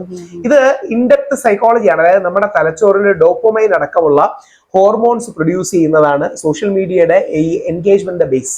നമ്മൾ എന്തുകൊണ്ടാണ് ഇങ്ങനെ സ്ക്രോൾ ചെയ്തുകൊണ്ടിരിക്കുന്നത്? നമ്മൾ ഈ സ്ക്രോൾ ചെയ്തുകൊണ്ടിരിക്കുന്നത് നമ്മുടെ തലച്ചോറിൽ ഏതോ ന്യൂറോൺസും ഹോർമോൺസും വർക്ക് ചെയ്യുന്നതുകൊണ്ടാണ്. അതുകൊണ്ടല്ലേ നമ്മൾ വീണ്ടും വീണ്ടും വീണ്ടും ചെയ്തുകൊണ്ടിരിക്കുന്നത്. ഇതേപോലെ മീഡിയ റേജ് ബെയ്റ്റിംഗ് ചെയ്യുന്നെന്ന് പറഞ്ഞാൽ ഏതെങ്കിലും കാര്യത്തിലൊരു ഔട്ട്റേജ്, ആങ്കർ, ദേഷ്യം, ഇമോഷണൽ ഇൻവെസ്റ്റ്മെന്റ് ഉണ്ടാകണം. ഉദാഹരണം, ബഡ്ജറ്റ് വന്നു. ബഡ്ജറ്റിനെ കുറിച്ച് വളരെ അക്കാഡമിക് ആയിട്ട് ചർച്ച ചെയ്ത് ആരെങ്കിലും കേട്ടോണ്ടിരിക്കും? എന്നോടൊരു പ്രമുഖ ന്യൂസ് ചാനൽ ആങ്കർ പറഞ്ഞാണ്, ആൾക്കാർ പറയും ഈ സാമുദായികവും സ്ത്രീ വിഷയവും സ്വർണ്ണ വിഷയവും ഒന്നും എടുക്കരുത്, സീരിയസ് ആയ വിഷയങ്ങളൊക്കെ എടുക്കണം, അക്കാഡമിക് വിഷയം എടുക്കണം. പക്ഷെ അക്കാഡമിക് വിഷയം എടുത്താൽ കേട്ടാൽ 100 പേരെ കാണും, മറ്റേ 1 ലക്ഷം പേര് കാണും. അപ്പൊ നമ്മൾ എന്ത് ചെയ്യണം? ഒരു ബാലൻസ് ചെയ്യണം. അക്കാഡമിക് വിഷയങ്ങളും എടുക്കണം, ഇതേപോലത്തുള്ള കോൺട്രവേഴ്ഷ്യൽ വിഷയങ്ങളും എടുക്കണം. രണ്ടിന്റെയും കൂടെ ഒരു ബാലൻസ് പിടിക്കുന്നതായിരിക്കും നല്ലത്. അതെ, ഇപ്പോ രാഹുൽ മാങ്കൂട്ടത്തിന്റെ ഇതിൽ ലേറ്റസ്റ്റ് ഇന്റർവ്യൂവിൽ കഴിഞ്ഞാൽ ഒരു ലേഡി വന്നിട്ട് വളരെ ഫ്രാങ്ക് ആയിട്ട് പറയുന്നുണ്ട് അദ്ദേഹത്തിന് സെക്ഷൽ പ്രോബ്ലം ആണ്. അതെന്തുകൊണ്ട്, അതിനെ എങ്ങനെയാണ് രാഹുല് അവർക്ക് എങ്ങനെയാണ് അറിയുന്നത്? അപ്പം അത് ഒരു മീഡിയ സ്പേസ് മാത്രം ഉണ്ടായിക്കൊണ്ട് രാഹുൽ മാങ്കൂട്ടത്തിനെ കടന്നാക്രമിച്ചാൽ ഒരു മീഡിയ സ്പേസ് കിട്ടും എന്നുള്ളത് കൊണ്ട് മാത്രം പറയുന്നതാണ്. അതിനപ്പുറം എന്ത് മീനിങ് ആവുള്ളൂ? രാഹുൽ മാങ്കൂട്ടത്തിന്റെ കേസിൽ കോടതി വിധികൾ 3 രാഹുൽ മാങ്കൂട്ടത്തിന് അനുകൂലമായ നിരീക്ഷണങ്ങൾ ഉള്ളവയാണ്. അത്യന്തികമായ വിധി വന്നിട്ടില്ല, അനുകൂലമായ നിരീക്ഷണങ്ങൾ ഉള്ളവയാണ്. ആദ്യ കേസിൽ ലഭ്യമായ വിവരങ്ങൾ പ്രകാരം പീഡനാരോപണം നിലനിൽക്കില്ലെന്നാണ് കോടതി പറഞ്ഞത്. രണ്ടാമത്തെ പരാതിയിൽ സംശയമുണ്ടെന്നാണ് കോടതി പറഞ്ഞത്. മൂന്നാമത്തെ പരാതിയിൽ രാഹുൽ മുൻകൂർ ജാമ്യം ലഭിക്കുകയും ചെയ്തു. ഹൈക്കോടതിയിൽ ഒരു പരാതി വന്നപ്പോൾ ഹൈക്കോടതിയിൽ ഈ പീഡനാരോപണം നിലനിൽക്കില്ല എന്ന് പറഞ്ഞു. പീഡനാരോപണം നിലനിന്നില്ലെങ്കിൽ പിന്നെ എങ്ങനെയാ അവർ അതിജീവിതയാകുന്നത്? എന്ത് അതിജീവിച്ചു എന്നാ പറയുന്നത്? അവരെന്താ അതിജീവിച്ചത്? പീഡനാരോപണം നിലനിൽക്കുന്നവർ എങ്ങനെ അതിജീവിതയാകുന്നത്? അപ്പോ ഈ പീഡനാരോപണം പറഞ്ഞു കൊടുത്തു കഴിഞ്ഞാൽ അവരുടെ ഐഡന്റിറ്റിയും അവരുടെ പേരും പ്രൊട്ടക്ട് ചെയ്യാനുള്ള ഒരു വളഞ്ഞ വഴിയാണ്. ഇപ്പം ഉദാഹരണം പറയാം, ഷിംജിത ആദ്യ ദിവസം ഒന്ന് പരാതി കൊടുത്തെങ്കിൽ നമുക്ക് ഇന്ന് ഷിംജിതയുടെ പേര് പറയാൻ പോലും പറ്റില്ല. അതെ, കാര്യം ഷിംജിത അപ്പൊ അതിജീവിതയായി കഴിഞ്ഞു. പിന്നീട് ഒരു 7-8 വർഷത്തിന് ശേഷം വിധി വരും, ഇത് കേസൊന്നും നിലനിൽക്കില്ല.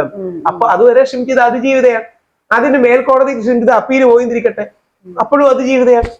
അപ്പൊ ഈ അതിജീവിത എന്ന വാക്കിനെ ഭയങ്കരമായി ചില ആൾക്കാർ മിസ്യൂസ് ചെയ്യുന്നുണ്ട്. ഇപ്പൊ സത്യം പറഞ്ഞാൽ എനിക്കും അത് ഇതിന്റെ അർത്ഥം എന്താണെന്ന് മനസ്സിലാക്കാൻ പറ്റാത്ത ഒരു അവസ്ഥയെ സത്യം പറഞ്ഞിട്ടുണ്ടെങ്കിൽ, അതെ, ഈ അതിജീവിത എന്ന് പറഞ്ഞാൽ മഹത്തരമായ ഒരു പദമാണ്, ഒരു സേക്രഡ് ടേം ആണ്. കാര്യം ജീവിതത്തിൽ ബുദ്ധിമുട്ടും വേദനയും നെഗറ്റീവ് എക്സ്പീരിയൻസുകളും അനുഭവിച്ചൊരു സ്ത്രീ അതിനെ അതിജീവിക്കുകയും ഉയർന്നു വരികയും ചെയ്യുന്നു എന്ന അർത്ഥത്തിലാണ് അതിജീവിത എന്ന പദം, സർവൈവർ എന്ന പദം വരുന്നത്.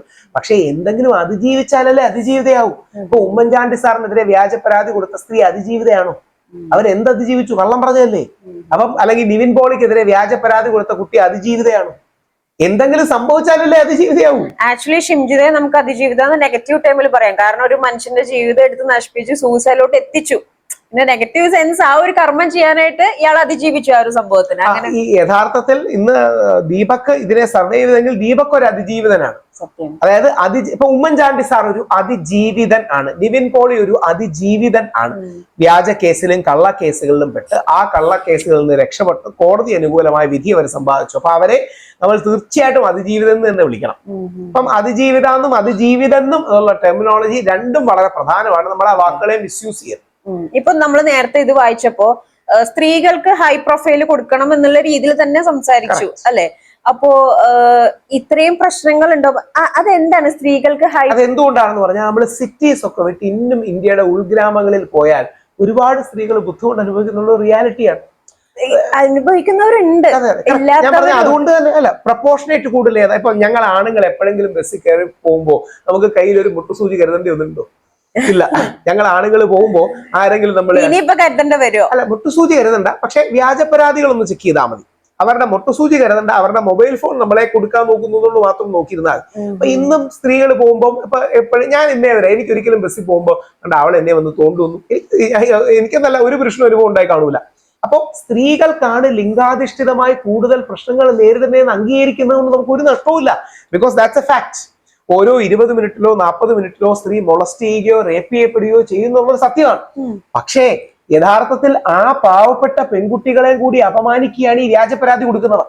കാരണം അവർക്കുള്ള ശരിയായ സ്പേസ് ഇവര് കാരണം അതിന്റെ വിശ്വാസ്യതയും മൂല്യവും കുറഞ്ഞു പോവുകയാണ്. അപ്പം യഥാർത്ഥത്തിൽ അങ്ങനെ ജീവിതത്തിൽ ബുദ്ധിമുട്ടുണ്ടായ സ്ത്രീകളെ അതിജീവിതമാരെ കൂടുതൽ ബഹുമാനിക്കണം, അതിജീവിതന്മാരെയും ബഹുമാനിക്കണം. പക്ഷെ അതിജീവിതമാരെ കൂടുതൽ ബഹുമാനിക്കണം. കാര്യം ഒരു സർവൈവ് ചെയ്ത് വന്നതാണ് അതിജീവിതന്മാരെ പോലെ തന്നെ.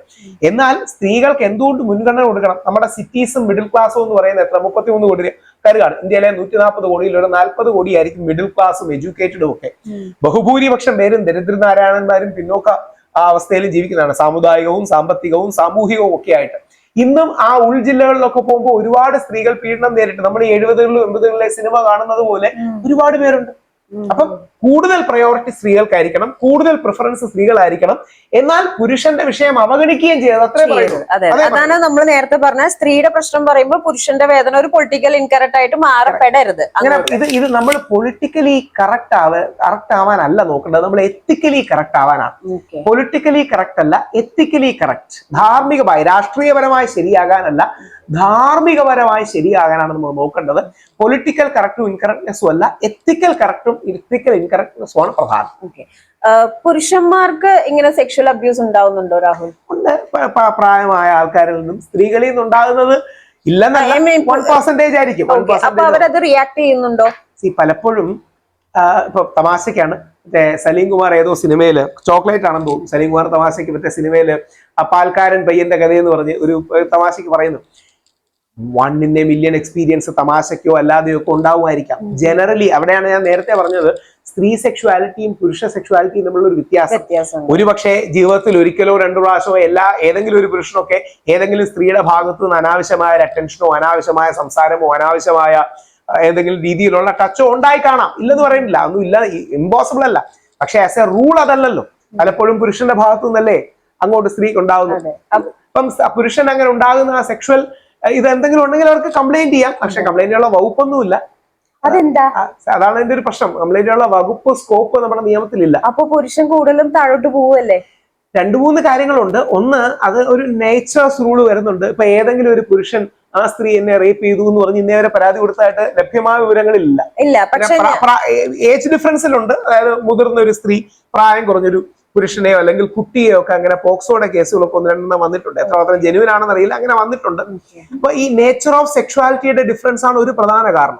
അപ്പൊ ഈ നേച്ചർ ഓഫ് സെക്ഷുവാലിറ്റി എന്ന് പറയുന്നത് ഇപ്പോ ആഫ്റ്റർ മാരേജ് ആണെങ്കിലും ഇപ്പം പുരുഷന്മാർക്കും സ്ത്രീകൾക്കും, അതായത് ചില സ്ത്രീകൾക്ക് സെക്സിനോട് കൂടുതൽ താല്പര്യം ഉണ്ടാവും, അല്ലെങ്കിൽ ചില പുരുഷന്മാർക്ക് താല്പര്യം ഉണ്ടാവില്ല. ഇപ്പൊ ഈവൻ ആഫ്റ്റർ മാരേജ് അവരത് സ്ട്രഗിൾ ചെയ്യുന്നുണ്ടെങ്കിൽ പുരുഷൻ ആ വോയിസ് റേസ് ചെയ്തൂടെ? Even she is forcing me to എന്നുള്ള രീതിയിൽ general as a rule sex drive കൂടുതൽ പുരുഷനാണ് ഉണ്ടാകാറുള്ളത്. അത് തെറ്റെന്നല്ല, ഹിസ്റ്റോറിക്കലി നോക്കിയാൽ തന്നെ.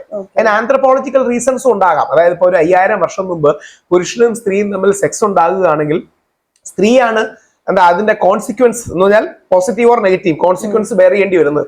സ്ത്രീക്ക് കുട്ടി, പ്രഗ്നൻസി തുടങ്ങിയ ഒരുപാട് കാര്യങ്ങളിലേക്ക് ഉള്ള സാധ്യതയുണ്ട്. ശരിക്കും നമ്മുടെ കോൺട്രാസെപ്റ്റീവ്സ് ഉണ്ടാകുന്ന കാലഘട്ടം വരെ, ഒരു 100 years ബാക്ക് വരെ സ്ത്രീകളായിരുന്നല്ലോ അതിന്റെ കോൺസിക്വൻസ് മുഴുവൻ ബെയർ ചെയ്യേണ്ടി വന്നത്. ചില ആൾക്കാർ ആർഗ്യൂ ചെയ്യുന്നത് ആന്ത്രപ്പോളജിക്കലി അങ്ങനെയാണ് സ്ത്രീകൾക്ക് ഈ സബ്മിസീവ്നെസ് വന്നതെന്ന് ആർഗ്യൂ ചെയ്യുന്നുണ്ട്. ഞാനൊക്കെ വിശ്വസിക്കുന്നത് അങ്ങനെയല്ല, അതൊരു പാർട്ടാണ്.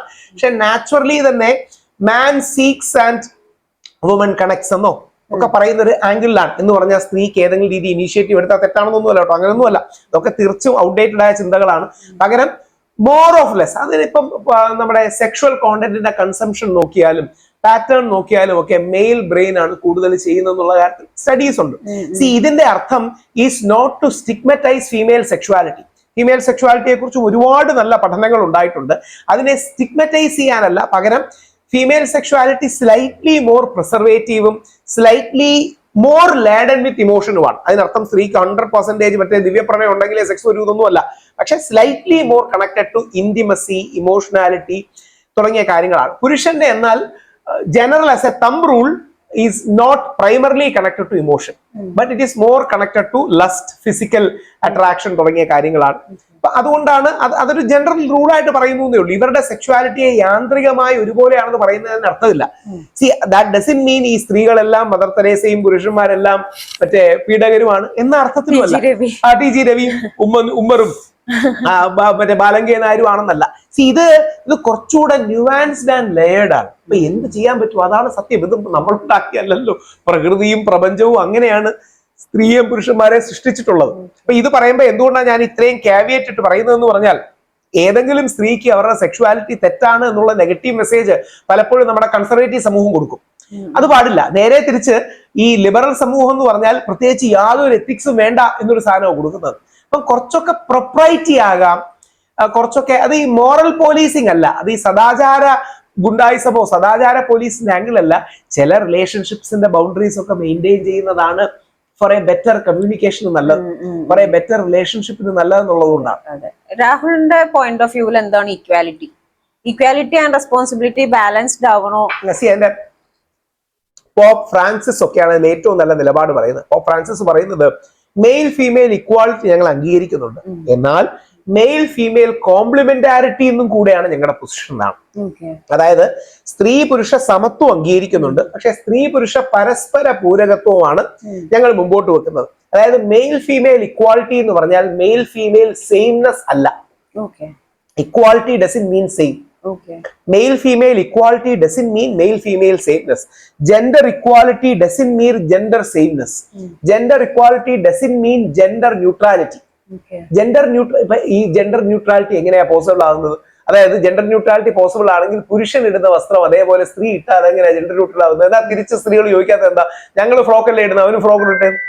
അപ്പം ജെൻഡർ ന്യൂട്രാലിറ്റി എന്ന ആശയത്തെ പൊതുവെ റൈറ്റ് ലീനിങ് സ്പേസും വിശ്വാസ സംഘടനകളും എല്ലാ മതങ്ങളും ഒന്നും അംഗീകരിക്കാത്ത ആശയമാണ്. കാരണം ജെൻഡർ ന്യൂട്രാലിറ്റി അല്ല, ജെൻഡർ സെൻസിറ്റിവിറ്റിയാണ് നമുക്ക് വേണ്ടത്.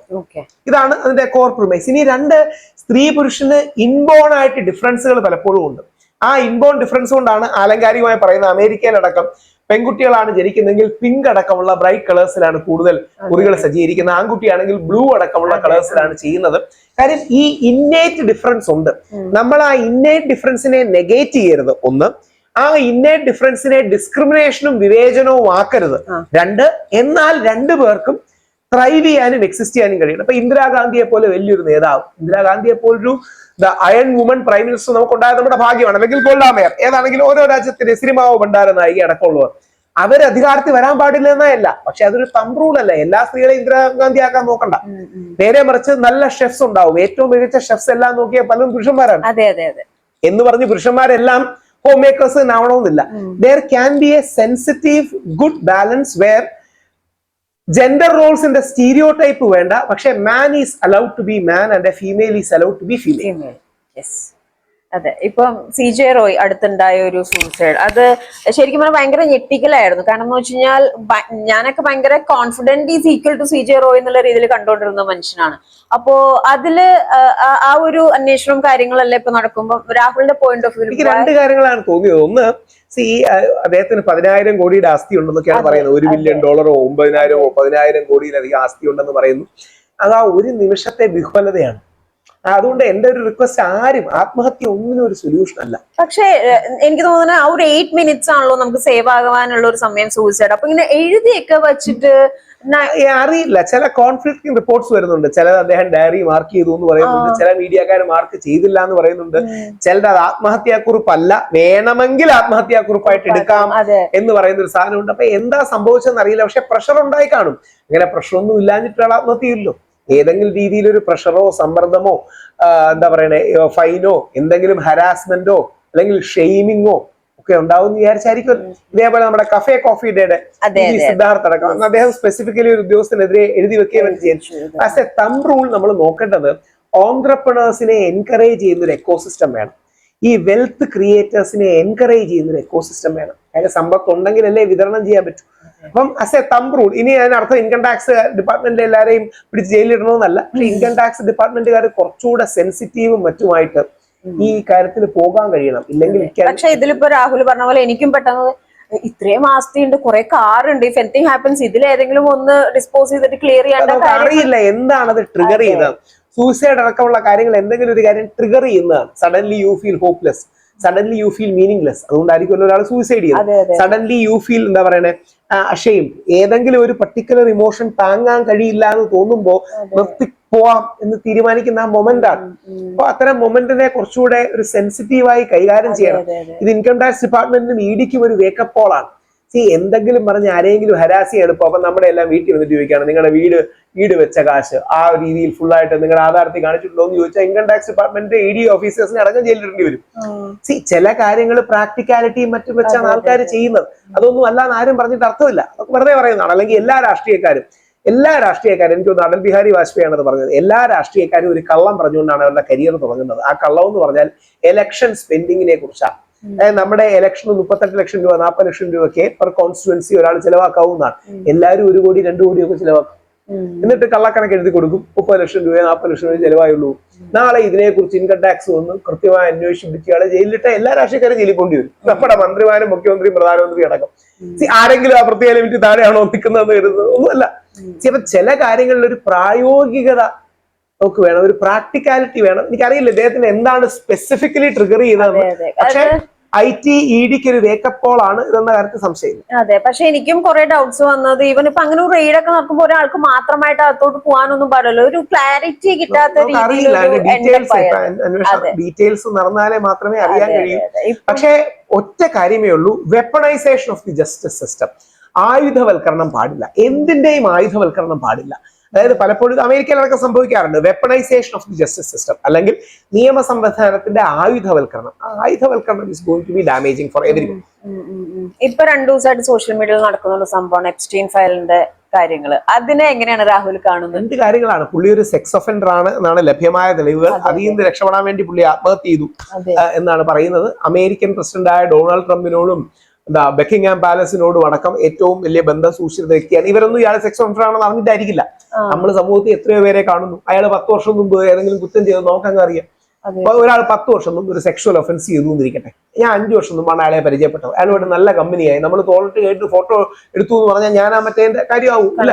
എക്സ്റ്റൻഷനിലെ കാര്യം നമുക്ക് ഡീറ്റെയിൽസ് അറിയില്ല. പക്ഷെ ഇപ്പം അമേരിക്ക ഒരുപാട് ഒരു ട്രോവ് തന്നെ റിലീസ് ചെയ്തിട്ടുണ്ട്. അപ്പം വിക്ടിംസിന്റെ ഐഡന്റിറ്റി ഒക്കെ പ്രൊട്ടക്ട് ചെയ്യുന്നുണ്ട്. പക്ഷെ അവിടെ ഒരു കൗതുകം എന്താ അറിയാമോ, അതിലെ പെൺകുട്ടികളുടെയും വിക്ടിംസിന്റെ ഐഡന്റിറ്റി ഒക്കെ പ്രൊട്ടക്ട് ചെയ്തു. ബാക്കിയുള്ള പുരുഷന്മാരെ ഈ അലിഗേഷന് വേണ്ടി വിട്ടുകൊടുക്കുക. ഇവർ ഇന്ന കാര്യങ്ങൾ ചെയ്തു, എന്ന കാര്യങ്ങൾ ചെയ്തു, ചെയ്ത് കാണാൻ ചെയ്തില്ലായിരിക്കും. അതെ, പക്ഷേ എക്സ്പെക്ട് ചെയ്യാത്ത ആൾക്കാരുടെ പേരുകളൊക്കെയാണ് പുറത്തോട്ട് ബിൽ ഗേറ്റ്സിന്റെ പേരൊക്കെ വരുന്നുണ്ട്. ശരിയാണോ എന്നറിയില്ല കേട്ടോ, ഗോഡ് നോസ്. ചിലത് ക്ലെയിം ആയിരിക്കാം, ചിലത് ഗോസിപ്പ് ആയിരിക്കാം, ചിലത് റൂമർ മോങ്കറിംഗ് ആയിരിക്കാം.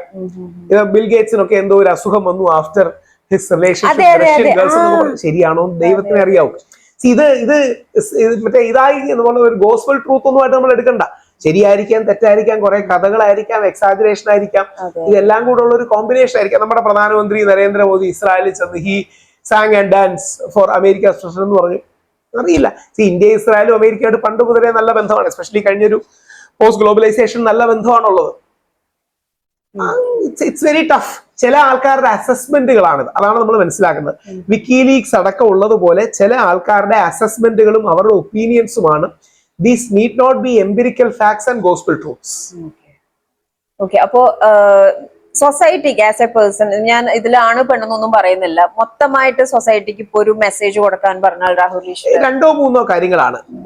നിർബന്ധമായിട്ടും pre marital education, family education before you connect to opposite gender, relationship, marriage, love, live in relationship, whatever it is.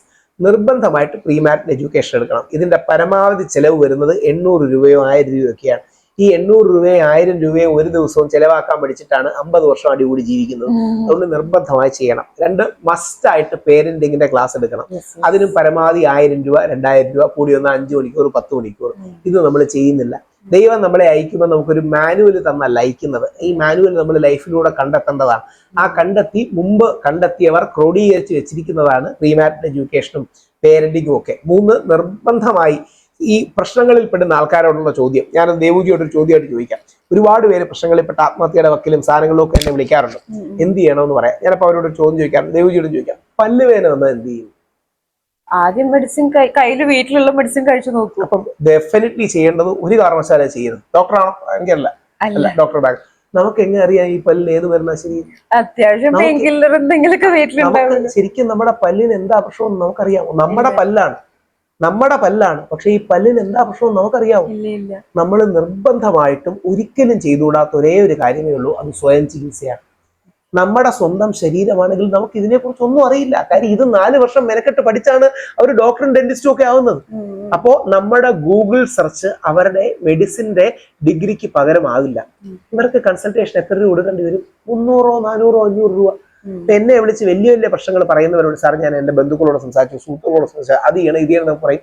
നാളെ പല്ലിന് വേദന വരുമ്പോൾ ബെസ്റ്റ് ഫ്രണ്ട് എടുത്തു തന്ന്, അളിയാ എനിക്ക് പല്ല് എന്നീ എടുത്തതാന്ന് പറയും.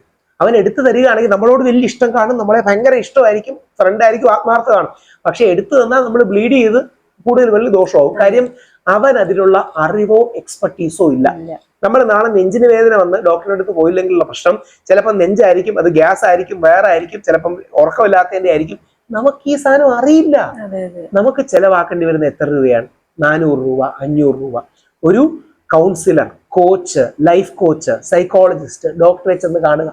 നമ്മുടെ നാട്ടിലെ പ്രശ്നം ഇത് കണ്ടു കഴിഞ്ഞാൽ എനിക്ക് ഭ്രാന്താണ് എന്ന് ബാക്കിയുള്ളവർ പറയും എന്ന പേടിയാണ്.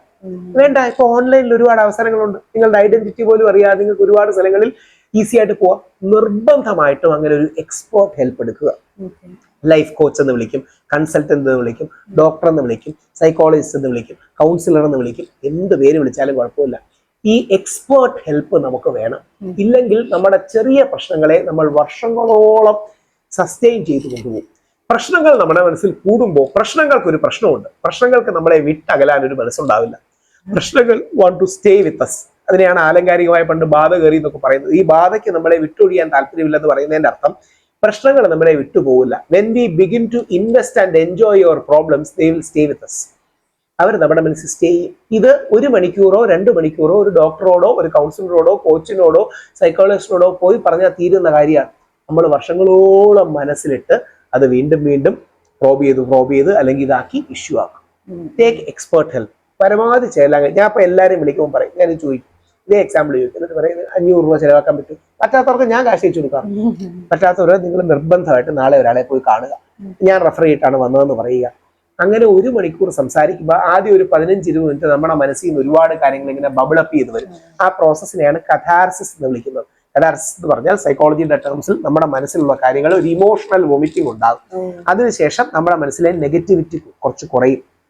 ആ ഡോക്ടർ, കൗൺസിലർ, സൈക്കോളജിസ്റ്റ് അവരുടെ എക്സ്പേർട്ട് ഹെൽപ്പോട് കൂടി നമ്മുടെ ലൈഫ് വീണ്ടും താളത്തിലേക്ക് വരും. ഇത് നിങ്ങളുടെ ബ്രേക്കപ്സിനെ കുറിച്ചാകാം, വേദനയെ കുറിച്ചാകാം, വിഷമത്തെ കുറിച്ചാകാം, വികാരത്തെ കുറിച്ചാകാം, കുടുംബത്തെ കുറിച്ചാകാം.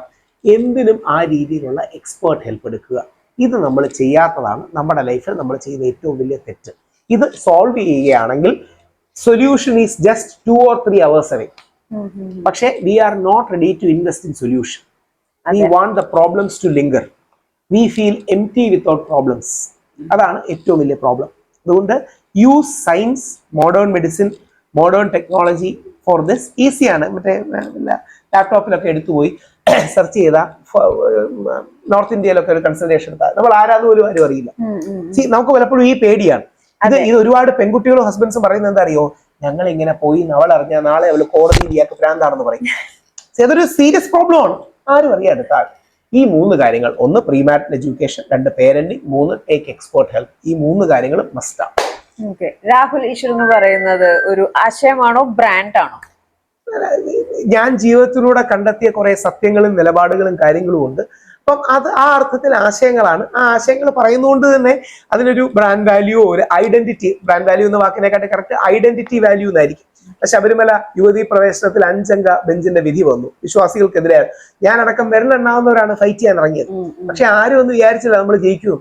പക്ഷെ ഇൻ ഇഫക്ട് ശബരിമല സുപ്രീം കോടതിയുടെ വിധിയെ അതിജീവിക്കാൻ നമുക്ക് കഴിഞ്ഞു. എന്തുകൊണ്ടാണ്? കാര്യം നമ്മൾ പറയുന്ന സത്യമായിരുന്നു. ആ കാലത്തിനും ദൈവത്തിനും ഒരു സത്യമുണ്ട്. ഞാൻ അതുകൊണ്ടാണ് ഇന്ത്യയിലെ വളരെ കുറച്ച് ആൾക്കാരെ, പക്ഷേ മഹാത്മാഗാന്ധിയെ ടാറ്റു ചെയ്തതാണ്. ഞാൻ സബർമതി ആശ്രമത്തിൽ കഴിഞ്ഞ ആഴ്ച കൂടെ പോയിരുന്നു. അപ്പൊ ഈ ടാറ്റു ചെയ്യുന്നതിന്റെ റീസൺ ഈ സത്യം ജയിക്കുമെന്ന് വിശ്വസിക്കുന്ന വ്യക്തിയാണ് ഞാൻ. എപ്പോഴും ജയിക്കണമെന്നൊന്നും ഇല്ല കേട്ടോ, അത് റൊമാൻറ്റിക് ഐഡിയ ആണ്. പക്ഷെ സത്യം ജയിക്കുമെന്ന് വിശ്വസിക്കുന്ന ഒരു വ്യക്തിയാണ് ഞാൻ. കാര്യം അതും കൂടി ഇല്ലെങ്കിൽ ഈ ലോകം നിലനിൽക്കില്ല. ഏതെങ്കിലും രീതിയിൽ ലോകം നിലനിൽക്കുന്ന എന്തെങ്കിലും ഒരു സത്യവും നീതിയും വേണം. അറ്റ്ലീസ്റ്റ് എ സെംബ്ലൻസ് ഓഫ് ട്രൂത്ത് എങ്കിലും വേണം. അപ്പൊ അത് നിലനിൽക്കണമെന്ന് ആഗ്രഹിക്കുന്ന ഒരു ഗാന്ധിയനാണ് ഞാനെന്നുള്ളതാണ് എന്നെ കുറിച്ച് ഞാൻ കാണുന്ന ഐഡന്റിറ്റി. ഓക്കെ, അപ്പം താങ്ക് യു സോ മച്ച്. കാരണം എന്ന് വെച്ചിട്ടുണ്ടെങ്കിൽ ഇത്രയും തിരക്കിന്റെ ഇടയിൽ വന്നിട്ട് ഒരുപാട് കാര്യങ്ങൾ, ഒരുപാട് ഇൻഫർമേഷൻസും ലൈക്ക് യുനോ കുറെ ടിപ്സും കാര്യങ്ങളും. സത്യം പറഞ്ഞാൽ ഐ എം സോ ഹാപ്പി. കാരണം എന്ന് വെച്ചാൽ ഞങ്ങള് പെട്ടെന്ന് ഇങ്ങനെ ഒട്ടും പ്രതീക്ഷിച്ചില്ല ഇങ്ങനെ ഒരു ചായ് ടോക്സ് വിത്ത് വൈബ് ഗുഡില് രാഹുൽ ഈശ്വറിന്റെ പ്രസൻസ് ഉണ്ടാവുന്നു, സംസാരവും കാര്യങ്ങളെല്ലാം ഷെയർ ചെയ്യുന്നുള്ളതില് വളരെയധികം സന്തോഷം. Thank you so much guys. അപ്പം വൈൻഡ് അപ്പ് ചെയ്യാണ്. രാഹുൽ ഈശ്വർ ലാസ്റ്റ് പറഞ്ഞ ടിപ്സ്, 3 മെസ്സേജ് കാര്യങ്ങളെല്ലാം നിങ്ങൾ ഫോളോ അപ്പ് ചെയ്യാൻ നോക്കുക. അതായത് ഒറ്റ അർത്ഥത്തിൽ പറഞ്ഞാൽ നിങ്ങൾ നിങ്ങളെ തന്നെ ചികിത്സിക്കാതെ ഇരിക്കുക, ഓൺ മെഡിസിൻ ആവാതെ ഇരിക്കുക. ഓക്കെ, അടുത്ത വീഡിയോയിൽ കാണാം. Good bye. Thank you.